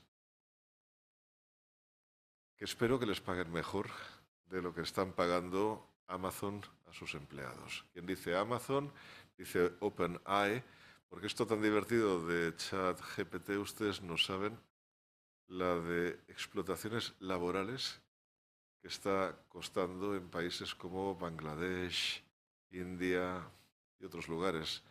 No les cuento lo que pueden haber hecho en China con DeepSeek. No se lo quiero ni contar. Porque ha debido ser... O sea, sacar una herramienta casi idéntica a ChatGPT, que además funciona bien, en tan poco tiempo... No, es que, o sea, me ofende mi propia sensibilidad el hecho de imaginarme lo que han podido hacer ahí y los seres humanos que han podido morir. Miren, se lo digo más directamente, Facebook tenía otro centro de datos. ¿En dónde? En mi ciudad, en Barcelona. En un sitio que además, ahí no es de gallinas ponedoras, era una de las plantas del edificio de lo que se llamaba Torre Akbar, ahora se llama otra forma, es un edificio con forma de misil, que por la noche pues tiene diferentes colores y que la verdad es que es bonito, sobre todo de ver tanto de lejos como de cerca. Se los recomiendo para cuando quieran venir. Bueno, pues trabajaba allí, que oye, tiene unas buenas vistas y tal, ¿no? O sea, te subes ahí arriba, es fantástico, ¿no? Bueno, pues esta estaba haciendo minería de datos para el control de contenidos en Instagram. Es decir, para que en Instagram no salgan violaciones, decapitaciones, desmembramientos y bueno, y no quiero continuar. Claro, la chica acabó loca. Claro, con una depresión y con unos trastornos, pues, o sea, por ustedes saben lo que es ver barbaridades semejantes día tras día, una detrás de otra, y ver lo que es capaz de hacer el ser humano, ¿no?, con sus manos. Pues bueno, a la empresa le dio igual. Tenía gente trabajando en eso, muchísimas horas al día, porque, hombre, esto a lo mejor puedes hacerlo, porque alguien tiene que hacerlo, es cierto, pero menos horas al día y en otras condiciones laborales, ¿no? Bueno, al final, Meta ha encontrado la solución. La solución se la ha dado Elon Musk. Hombre, ¿qué pasa? ¿Que tienes problemas para encontrar gente que te haga eso? No hay problema, no controles contenidos. No, te vas a ahorrar un montón de dinero.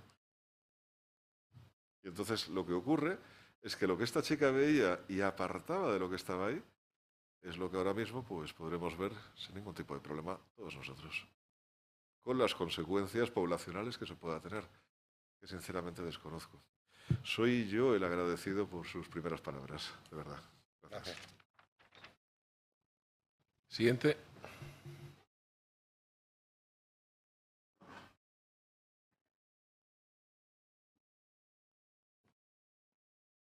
Buenas.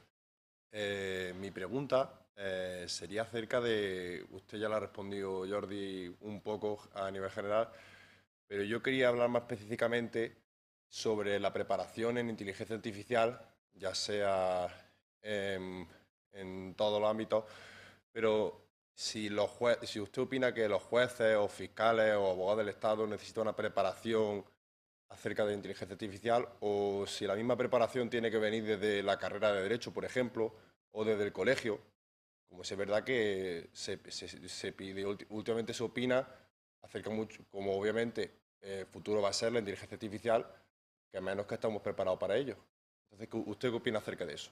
Sí, yo estoy completamente de acuerdo que esto se enseña en el colegio, es decir, igual que se enseña a aprender a leer y a escribir, tenemos que aprender a gestionar datos y a saber cómo funciona la inteligencia artificial, es decir, cuáles son los entresijos, y tampoco está complicado, por otra parte, o sea, entender que aquello simplemente es una base de datos gigantesca que se cruzan como quiere el que hace la herramienta, nada más. Es eso, la inteligencia artificial, no es otra cosa, ¿no? Pero entender cómo funciona, sobre todo para no caer en sus redes, eso es absolutamente fundamental. Tan fundamental para la sociedad futura como leer y escribir. Es que la única oportunidad de que esto no tenga una realidad es que entremos en una situación bélica que nos haga retroceder muchísimo en el tiempo y que ya no tengamos ni electricidad. Ha ocurrido antes, ¿eh? Es decir, o sea, estos retrocesos en la historia han sucedido y espero pues que no estemos frente a uno en este momento, ¿no? Es una cosa que además ni siquiera es de su tiempo, ¿no? Ustedes ahora están pensando lógicamente en la guerra de Ucrania, en lo que ha hecho lo que hace Trump y todo esto, ¿no? Piensen que cuando yo tenía su edad, bueno, un poco menos, pues el problema era la Unión Soviética y las bombas nucleares, ¿os acordáis de aquello? Y también pues iba a acabar el mundo, ¿eh? O sea, era inminente, se hicieron películas sobre ello y tal, ¿no? Bueno, aquello tuvo un final, entre comillas, feliz, ¿no? No pasó, pero bueno, espero que esto tenga este mismo final, pero tampoco lo podría llegar a asegurar. Por tanto, si eso no ocurre, es fundamental entender cómo funciona la inteligencia artificial, es decir, lo que es la gestión de datos. Eso es una cosa que desde luego se tiene que enseñar y yo no constituiría una materia específica para eso, ni muchísimo menos. Creo que todas las materias tienen que tener su aporte de inteligencia artificial. Por lo menos en la carrera de Derecho, quiero decir, ¿eh? O sea, en la escuela a lo mejor sí, ¿eh? Que sí que tiene que haber una asignatura, pues, que no sé si la hay, ¿eh? O sea, igual ya existe, pues dedicada a este tipo de temas, ¿no? Pero sí, por supuesto, me parece correcto. Y una última pregunta. Si Las usted que opina quieran. que la inteligencia artificial es necesaria, ¿qué opina sobre qué se le tendría que enseñar acerca de la inteligencia artificial a un juez, por ejemplo? Sobre todo que entienda cómo funciona. Miren, lo que hay que saber de inteligencia artificial a nivel de usuario, a nivel de jurista, es entender, como les acabo de decir, que es una base de datos enorme. Es decir, ustedes imagínense la agenda de su teléfono, pero multiplicada por trillones de información. Y entonces, ¿qué es lo que se hace con esa información? Lo que se hace es combinarla para tomar decisiones. O sea, ustedes, por ejemplo, ahora mismo tienen que decidir si venían a esta conferencia o no venían a esta conferencia. Datos para decidirlo. Nos lo ha dicho el profesor Quesada. Esta conferencia viene un profesor de Barcelona. Nos han dicho que es bueno. Hoy no llueve, qué bien se estaría tomándose una caña pues en alguna otra parte, o mejor pues me quedo en casa, que hoy no llueve pero parece que amenaza lluvia. Bueno, pues entonces lo que hace la inteligencia artificial es cruzar estos datos que yo les acabo de decir, ¿de acuerdo?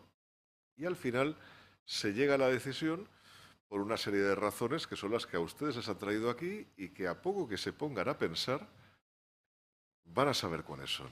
Y seguro que si las ponen en común, también sabrán cuáles son. Vale, esas son las razones que queremos conocer o quieren conocer los que hacen la herramienta de inteligencia artificial para aparentar una decisión, un proceso de decisión. Bueno, ustedes tienen que tener en cuenta que una sentencia es una decisión. Claro, que también está condicionada por razones, por datos. Claro, ¿cómo cruzamos esos datos para llegar a la solución que desea el ordenamiento jurídico? Eso es lo que va a hacer en el futuro pues la inteligencia artificial, y lo va a hacer igual que Amazon te recomienda comprar el puff. Exactamente igual. ¿Es más complicado?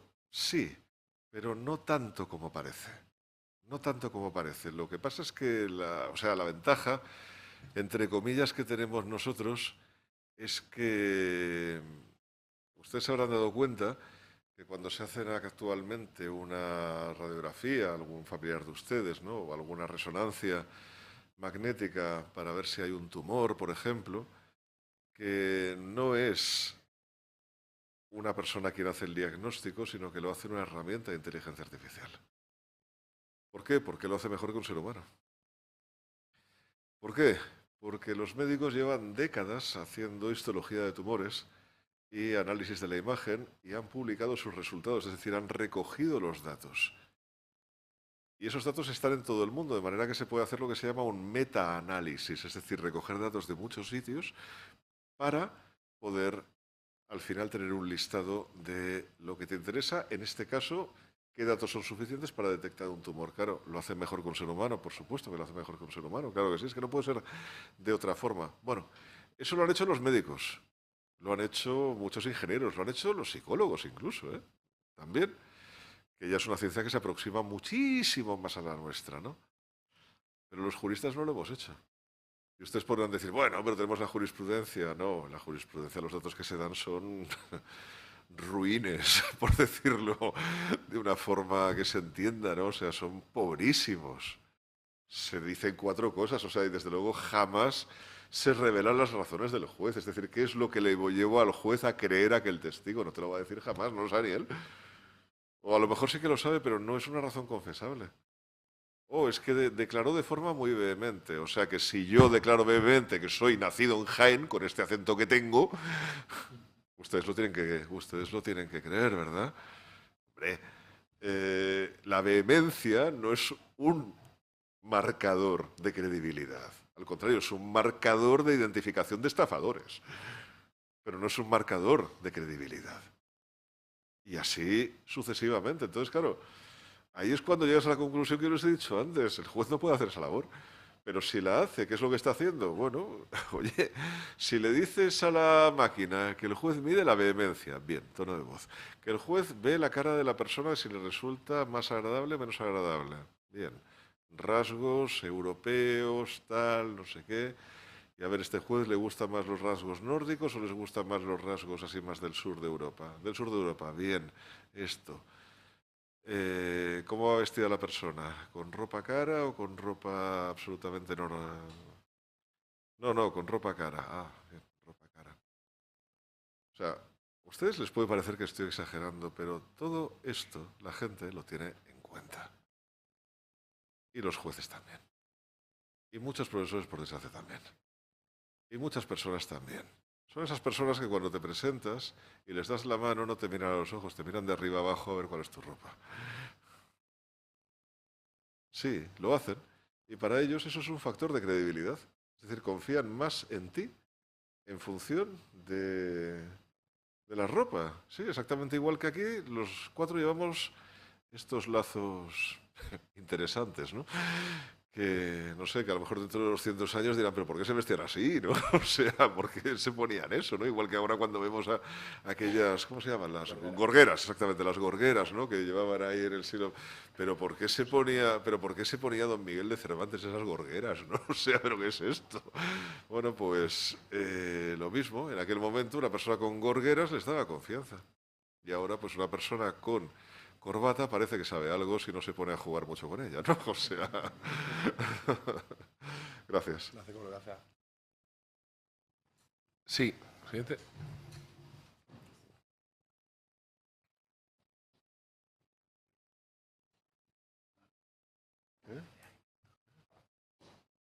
Mi pregunta va más en referente a la preocupación que, al menos personalmente, tengo con la legislación y el nivel en el que avanza la tecnología, dado que no avanzan de la misma manera.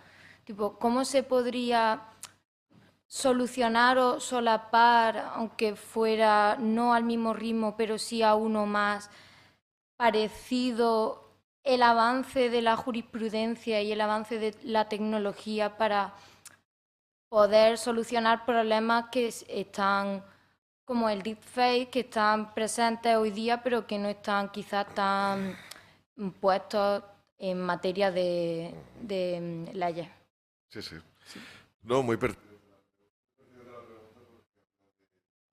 Ahora, decía que muy pertinente la pregunta porque habla de la propia realidad del derecho. O sea, el derecho siempre llega tarde, siempre. Porque primero se produce el conflicto y luego viene la norma jurídica que corrige el conflicto. Y siempre ha sido así desde los albores de la humanidad, ¿eh? Es decir, las primeras normas jurídicas básicamente surgen cuando los seres humanos son capaces de hablar y de expresar lo que no les gusta. Y entonces a partir de ahí, pues claro, se crean conflictos.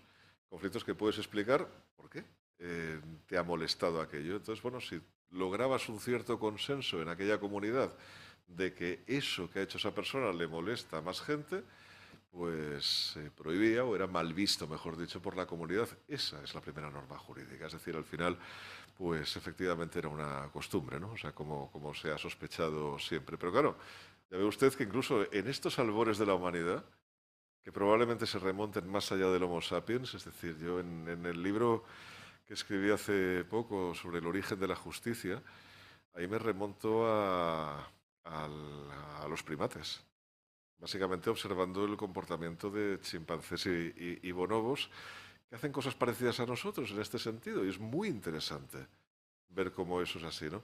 Bueno, llegas tarde siempre. Siempre llegas tarde porque primero se produce lo que te molesta, lo que no nos gusta, y luego pues la norma jurídica que lo prohíbe. Con la inteligencia artificial pasa exactamente igual este fenómeno, ¿no? O sea, primero tenemos el monstruo, ¿no? Y después pues tenemos que intentar dominar la fiera, ¿no? En materia de inteligencia artificial tenemos además el problema de que tenemos ahora a otro monstruo, que son las empresas tecnológicas, que tienen muchísimo dinero con el cual pueden corromper a gobernadores, diputados, parlamentarios del Parlamento Europeo, lo que sea, para que no se hagan determinadas cosas. Y, por ejemplo, la primera regulación de inteligencia artificial que ha habido en la Unión Europea, que han tenido la osadía hasta llamarle ley, cuando en la Unión Europea no hay leyes, ¿no? Pero bueno, pero ley de inteligencia artificial, pues es una normativa que está absolutamente marcada por el ritmo que han querido las tecnológicas. Es que no ha habido otra forma de hacerlo, porque si no, pues oye, tú en la Comisión Europea estás utilizando sistemas informáticos, ¿no? ¿Qué te parece si te los quito? ¿Sabes? O sea, ¿qué te parece ahora si...? O sea, ya directamente, ¿eh? O sea, tienes un sistema de Internet que está utilizando... Oye, ¿y si dejara de utilizarse? ¿Cómo lo ves? ¿No?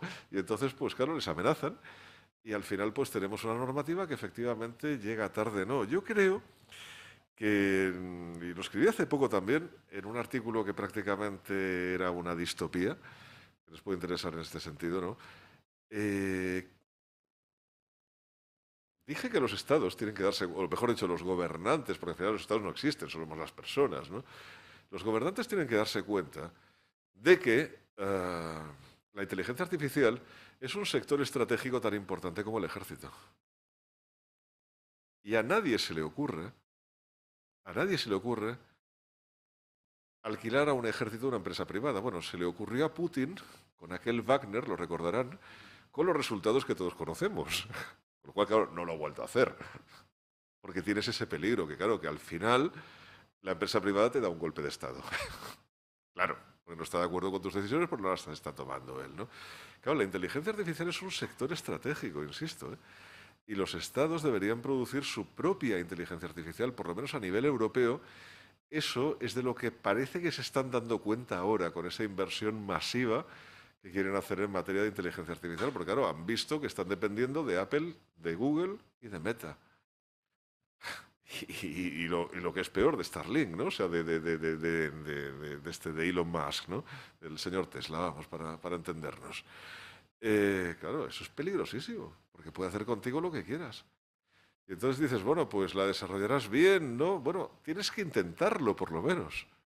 Tienes que intentarlo porque, oye, además, tienes ya ejemplos de cómo se ha hecho. Tienes que tener tu propio sistema de inteligencia artificial, porque de lo contrario te vas a dejar dominar por los demás sin que te des cuenta. Y si ustedes no me creen, reflexionen actualmente en si su intención de voto, ustedes que ya votan, viene o no viene marcada por lo que leen en las redes sociales.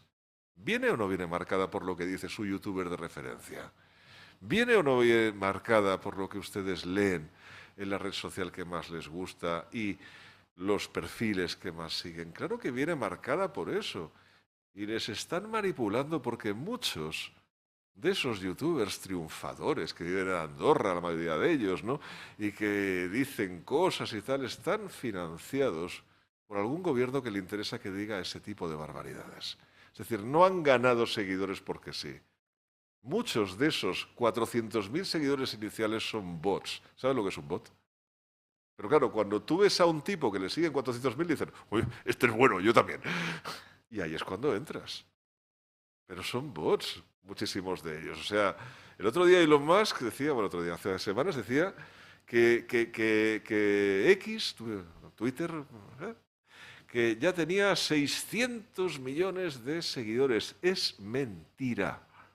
Es mentira, se lo está inventando. Pero claro, ¿pero quién comprueba ese dato? Es imposible, pero se ha ido un montón de gente de X. Y nunca llegó a tener, ni en sus mejores tiempos, llegó a tener más de 200 millones de usuarios, que fueran reales, que no fueran bots. Intención de voto en Estados Unidos, ha vuelto a ganar Trump después del primer asalto. Ustedes pueden decir, esto no ha tenido que ver con las redes sociales. ¡Pua! La primera vez sí. La primera vez se demostró cómo el servicio secreto ruso había manipulado Facebook. Es que no es tan difícil, porque tú vas poniendo bots ahí que van dando mensajes favorables a una opción política y a partir de ahí la gente genera ese efecto manada o ese efecto, manada está, efecto gregario, ¿no? Es como le llaman los sociólogos, ¿no? Y con el Brexit pasó exactamente lo mismo. Y claro, ¿y el Brexit a quién le interesaba? ¿A quién le interesaba que el Reino Unido se fuera a la Unión Europea? ¿Le interesaba al Reino Unido? No, es un tiro en el pie, como no se ha dado ningún país en los últimos años, y lo saben perfectamente. Le interesaba, por supuesto, a Rusia. Es evidente que les interesaba. Claro, querían una Unión Europea, pues evidentemente más debilitada, y ahora ya han puesto las cartas encima de la mesa. Es así, ¿no? Por tanto, claro, no crean que están al margen de esto. O sea, no crean que esos ejércitos de la actualidad van a dispararnos con, bueno, también lo acabarán haciendo, ¿no? Pero con las armas convencionales. No va a hacer ninguna falta. Los aparatos de propaganda son asombrosos y son mucho más eficaces que tener francotiradores en cada esquina. Hacen que la gente siga la opinión sin ningún tipo de problema. Si ustedes quieren ver realmente cómo se hace y cómo se siente el ser humano o a qué queda reducido el ser humano cuando esto ocurre, vean una película que no sé si han visto, que ya es antigua, es Matrix, es una película que tiene 25 años, y no la vean para ver las peleas de Matrix. No la vean para ver un cómic. Analícenla desde un punto de vista un poquito más filosófico. Y si después de eso no logran hacerlo, si ustedes tienen aquí en la facultad alguna revista de estudiantes o lo que sea, me comprometo a escribirles un pequeño artículo para que ustedes lo entiendan. Ya verán que se van a divertir. Créanme, crean en mí. Sí, si me permite el apunte con Matrix, está basada en el mito de la caverna de Platón, ¿verdad? Ese fue el principio, pero lo que no nos dimos cuenta es que Matrix estaba evocando una realidad futura que es la actual, que es la realidad dominada por la inteligencia artificial. Claro, no es que la inteligencia artificial te domine, no. Te dominan los instrumentos que utilizan inteligencia artificial. Que ahí estaba lo que costaba entender. Entonces, claro, ¿qué ocurre? Una persona antes llegaba a su casa y escuchaba su radio, veía su televisión, escuchaba lo que decía su periodista de referencia. Los viejos todavía lo hacemos esto, ¿no? O sea, bueno, lo hacían, vamos, yo ya no. Pero bueno. Y entonces, oye, lo que decía Luis del Olmo, o lo que decía, pues, yo qué sé, Iñaki Gabilondo, o lo que decían, pues, hombre, pues era la verdad revelada, ¿no? O sea, era, pues, un poco, eran los que creaban opinión. Entonces los políticos estaban locos por ser entrevistados por estos, ¿no? Para que efectivamente, pues, la intención de voto cambiara, ¿no? Ahora la clave en el segmento de población que ustedes representan está en las redes sociales. Está ahí, ¿no? Y, por tanto, ¿qué ocurre? Que tú ya estás viviendo en un mundo en el cual ya no te sientes solos como antes, ¿no? Decir, oye, yo no me puedo pasar el día escuchando la radio. Porque claro, estoy escuchando a una persona, tengo que hablar con mis vecinos, tengo que hablar con la gente, y ahí se producía pues cierto intercambio de opiniones y tal, ¿no? Ahora tú te puedes quedar en tu casa y tienes acceso a un montón de personas y puedes tener la falsa sensación de que estás hablando con miles de personas y que eso es tu entorno de amigos. Hay gente que está empezando a dejar de salir de casa muchas veces. Precisamente por eso, porque se siente acompañado. O sea, o incluso sale, se toma la cerveza, pero claro, pero está todo el rato mirando el móvil. ¿Por qué? Porque, claro, porque está con la otra gente. Claro. Y está deseando llegar a casa porque allí puede hacer más cosas, que no puede hacer evidentemente en la terraza de un bar, ¿no? Bueno, vivir en ese mundo en el cual hay muchas cosas que desaparecen y que se hacen virtuales. No quiero ponerme procaz, pero en fin, o sea, o escabroso, pero ya ven ustedes por dónde voy, si no lo entienden se lo explico. Pero ese mundo te hace estar en una especie de burbuja o en una especie de caverna platónica, como usted decía, en la cual crees que todo lo que estás viendo es real. Y no lo es. Y no lo es. Y la única forma de salir de eso es, naturalmente, salir de la caverna, pero no quieres. ¿Ustedes se han dado cuenta de lo que le cuesta a la gente dejar Instagram? A otra gente le pasa con X. Y te va poniendo vídeos y vídeos y vídeos, y tú venga otro y otro y otro y otro y otro y tal, y no paras, ¿no? Bueno, esa es la caverna. Y darse cuenta de eso es caerse del guindo exactamente igual que se cayó el otro día a mi amiga cuando le dije lo del interruptor. Es exactamente lo mismo. Con lo cual, si quieren salir de Matrix, ¿no? Si quieren salir de esa estructura, claro, lo que tienen que hacer no es abandonar las redes sociales. Claro, evidentemente se pueden utilizar, ¿no? O sea, si además se consigue información allí. Pero claro, tengan pensamiento crítico y no construyan su pensamiento basado en lo que están leyendo en las redes sociales. ¿No? Ni tampoco basado en lo que dicen sus amigos que también están en las redes sociales. El pensamiento crítico se obtiene cuando uno es capaz de leer ideas escritas por mucha gente en muchos lugares y se hace su composición de lugar y trata de saber qué es lo que ocurrió antes de uno. O sea, qué es lo que había en el mundo. Pero claro, para eso se necesita ir a una biblioteca y tener la paciencia de leer un libro. Y les aseguro que es como hacer 20 minutos de carrera todas las mañanas. Es un hábito. Es un hábito. Es como ir al gimnasio 1 hora al día. Es un hábito. El primer día te cuesta y en lugar de 20 minutos haces 2 y dices, madre mía, esto no es para mí. O sea, esto no lo hago más. Si ustedes perseveran, les aseguro que al final lo que encuentras ahí, en esas bibliotecas, en esos libros más antiguos, en esos lugares donde sí que vas a escudriñar la información, lo que encuentras es la libertad. Es un regalo muy, muy preciado, porque a partir de ahí eres capaz de valorar de manera crítica las tonterías que dice tu youtuber de referencia o los vídeos que ves. Y ya no le atribuyes esa credibilidad que le atribuías por ser él, que me da igual uno que otro, ¿eh? O sea, da igual que sea Ibai o que sea el Rubius o que sea, es que me da lo mismo. Da igual. Es alguien que dice cosas y cuya capacidad de documentación está por debajo de 0. Simplemente dice cosas con cierta gracia, ya está. Sí, sí, no, me he documentado, lo he mirado y tal, así en plan agresivo también como hablan, ¿no? Y tal. Sí, sí, ¿no? Hay alguno que lo hace mejor, hay uno que le gusta la música, no sé cómo se llama, y que te destripa ahí una canción, ¿no? Claro, lo que pasa es que te la destripa tanto que al final te acaba por no gustar la canción, ¿no? O sea, pero no sé si lo han visto, es que no sé cómo se llama, ¿no? Pero bueno, pero no sé, claro, yo los veo para poder hablar de esto. Claro, pero claro, los veo con una distancia que solamente se obtiene cuando hacen este recorrido, que es el que yo llevo haciendo pues toda mi vida, pero también tuve 20 años un día. Gracias. Diga. No, venga, que si donde se pasa bien es ahí, de verdad. Usted no sabe cómo se disfruta aquí en la mesa. Claro, y es un estrado en ciernes. Profe, que Venga. con usted en clase mencionó hace ya 2 semanas, me parece, a George Orwell y La rebelión en la granja.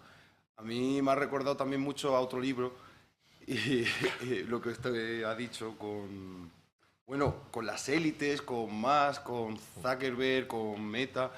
Y al final yo prefiero ser un esclavo de eso que de los países, de los gobiernos elitistas y de eso. Al final eso se rige por el libre mercado. Y luego, alegando también lo que dijo usted antes, dijo que al final si, por ejemplo, usted mira a Rubius o mira a cualquier otro youtuber, usted es como esclavo también de lo que dice, pero realmente también yo soy esclavo de lo que me puede explicar mi profesor en clase, de lo que los catedráticos, de mi compañero o de los demás. Entonces, no somos libres realmente. Claro, por eso yo le he dicho en un pasaje de mi conferencia de no crean todo lo que estoy diciendo. Sí.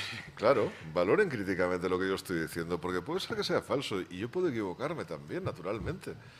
Es decir, la cuestión es que cuando te dan una información, no la des por buena, sin más, porque la ha dicho no sé quién, ¿no? O sea, porque, insisto, es que hay muchos de estos que al final dice usted, no hay un Estado detrás. Sí, sí que hay un Estado detrás, Rusia, en algunos de ellos, ¿eh?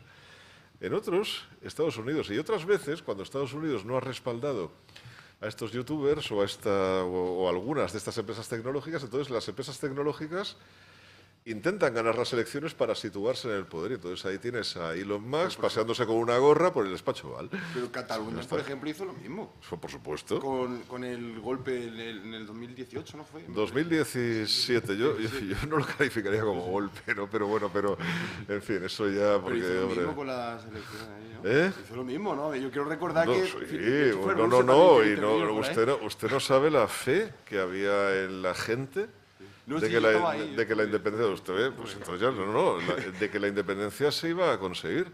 Es idéntica a la fe que veo o que he visto muchos días, hace unos meses, en las puertas de Ferraz, cuando la gente se manifestaba allí con las banderas españolas, algunas pues preconstitucionales. Es la misma y lo sé porque la conozco. Conozco esas caras. O sea, si hay una cosa que no he sido en mi vida y no seré jamás, es nacionalista. Es un discurso que no me convence. Es otra forma también de ser libre de los estados, ¿eh? O sea, porque al final un estado es un constructo cultural, no nos engañemos, ¿no? Y me gusta pues ser libre de esto, ¿no? Y entonces, claro, hombre, yo cuando veía a gente pues de mi región con esa fe en que aquello se iba a conseguir en, ¿cuánto eran?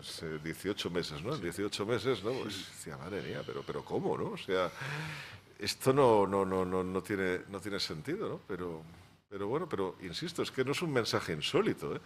Es decir, cambiando el país favorito, es decir, en lugar de ser Cataluña es España, usted va a encontrarse por diversos lugares de la geografía, pues personas con la misma fe en otras cosas, ¿no? O sea, y que también pues las dicen pues con total convicción y que además tú cuando dices lo contrario es, uy, ¿qué estás diciendo? Incluso alguno de las salas estará pensando, mira, la conferencia hasta ahora me gustaba, pero justamente ahora me está empezando a tocar las narices, ¿no? O sea, bueno, lo ven, ¿no? O sea, pero claro, esto es el discurso que les dice alguien que no siente una nación como parte de su entidad personal porque quiere ser libre. Que respetan, por supuesto, ese sentimiento, igual que respeto el sentimiento religioso, al que se parece bastante, por otra parte, ¿no? Y respeto, por supuesto, las fronteras de los países y respeto que la gente quiera su tierra. Yo mismo he empezado con un elogio a la suya. Claro, pero me interesa más los olivos que se ven en el horizonte cuando uno está en Jaén que el hecho de que Jaén quisiera ser una república independiente. Y podría serlo, oiga, si Panamá es un país, era una provincia de Colombia, no sé si ustedes lo saben, ¿eh? Era una provincia de Colombia y de repente a Estados Unidos le interesó el canal y ¡oh! Un país. Pero, si esto todo... De verdad, que es que hay mucha mentira en todo ello, pero bueno, diga.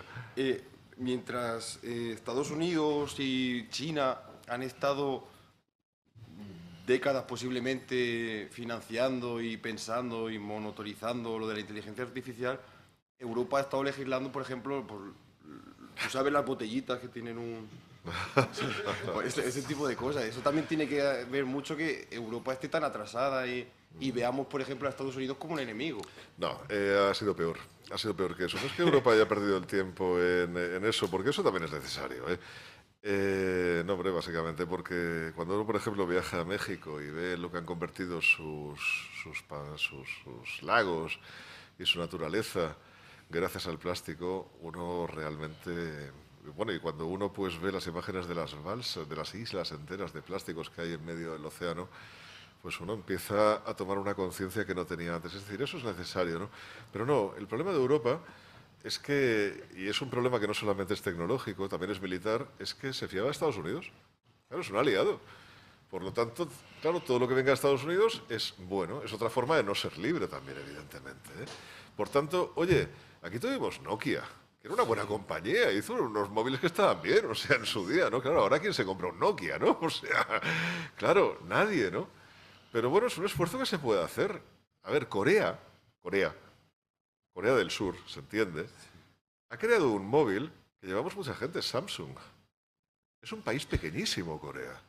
Bueno, pues si ellos lo han hecho, lo han conseguido, aunque sea copiando a Apple, que es lo que han hecho, naturalmente. Oye, ¿por qué nosotros no podríamos hacer cosas parecidas? Entonces, claro, lo que ha habido es dejadez, abulia. Sí. Es, que lo haga el otro, si total... Burocracia, claro, para burocracia. mucha ¿Por qué voy a...? No, más que burocracia, ¿por qué voy a invertir dinero en esto? No, si burocracia también tiene Estados Unidos. Y lo han conseguido, ¿pero por qué? Porque ellos desde el principio fueron conscientes de que este era un sector estratégico, sabían de lo que estaban hablando. Y en cambio en Europa, pues claro, ¿cuál es el problema de Europa? Que no hay una sola voz. Claro, en Europa hay 27 voces, son 27 países.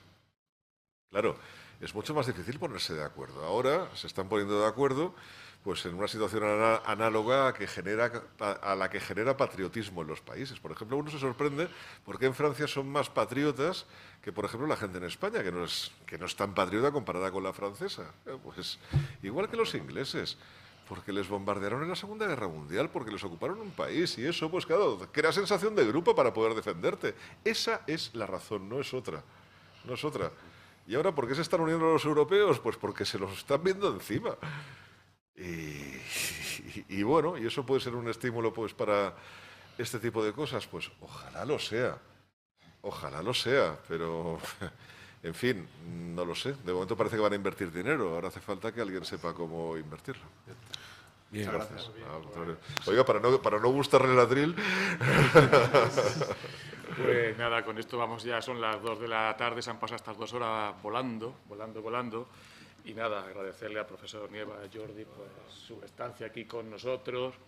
Yo cuando entré en la universidad en primero me dijeron que el 50% lo iba a aprender en los libros y el otro 50% en las relaciones que podía establecer dentro de la universidad. Y creo que ese cupo del 50%, la conferencia de hoy de Jordi, pues está contribuyendo a llenarle. Por lo tanto, pues muchísimas gracias por estar aquí. Agradecido y abrirle las puertas de nuestra facultad para cuando considere oportuno, pues aquí tiene su casa. Encantado de venir siempre que me inviten. Muchas gracias.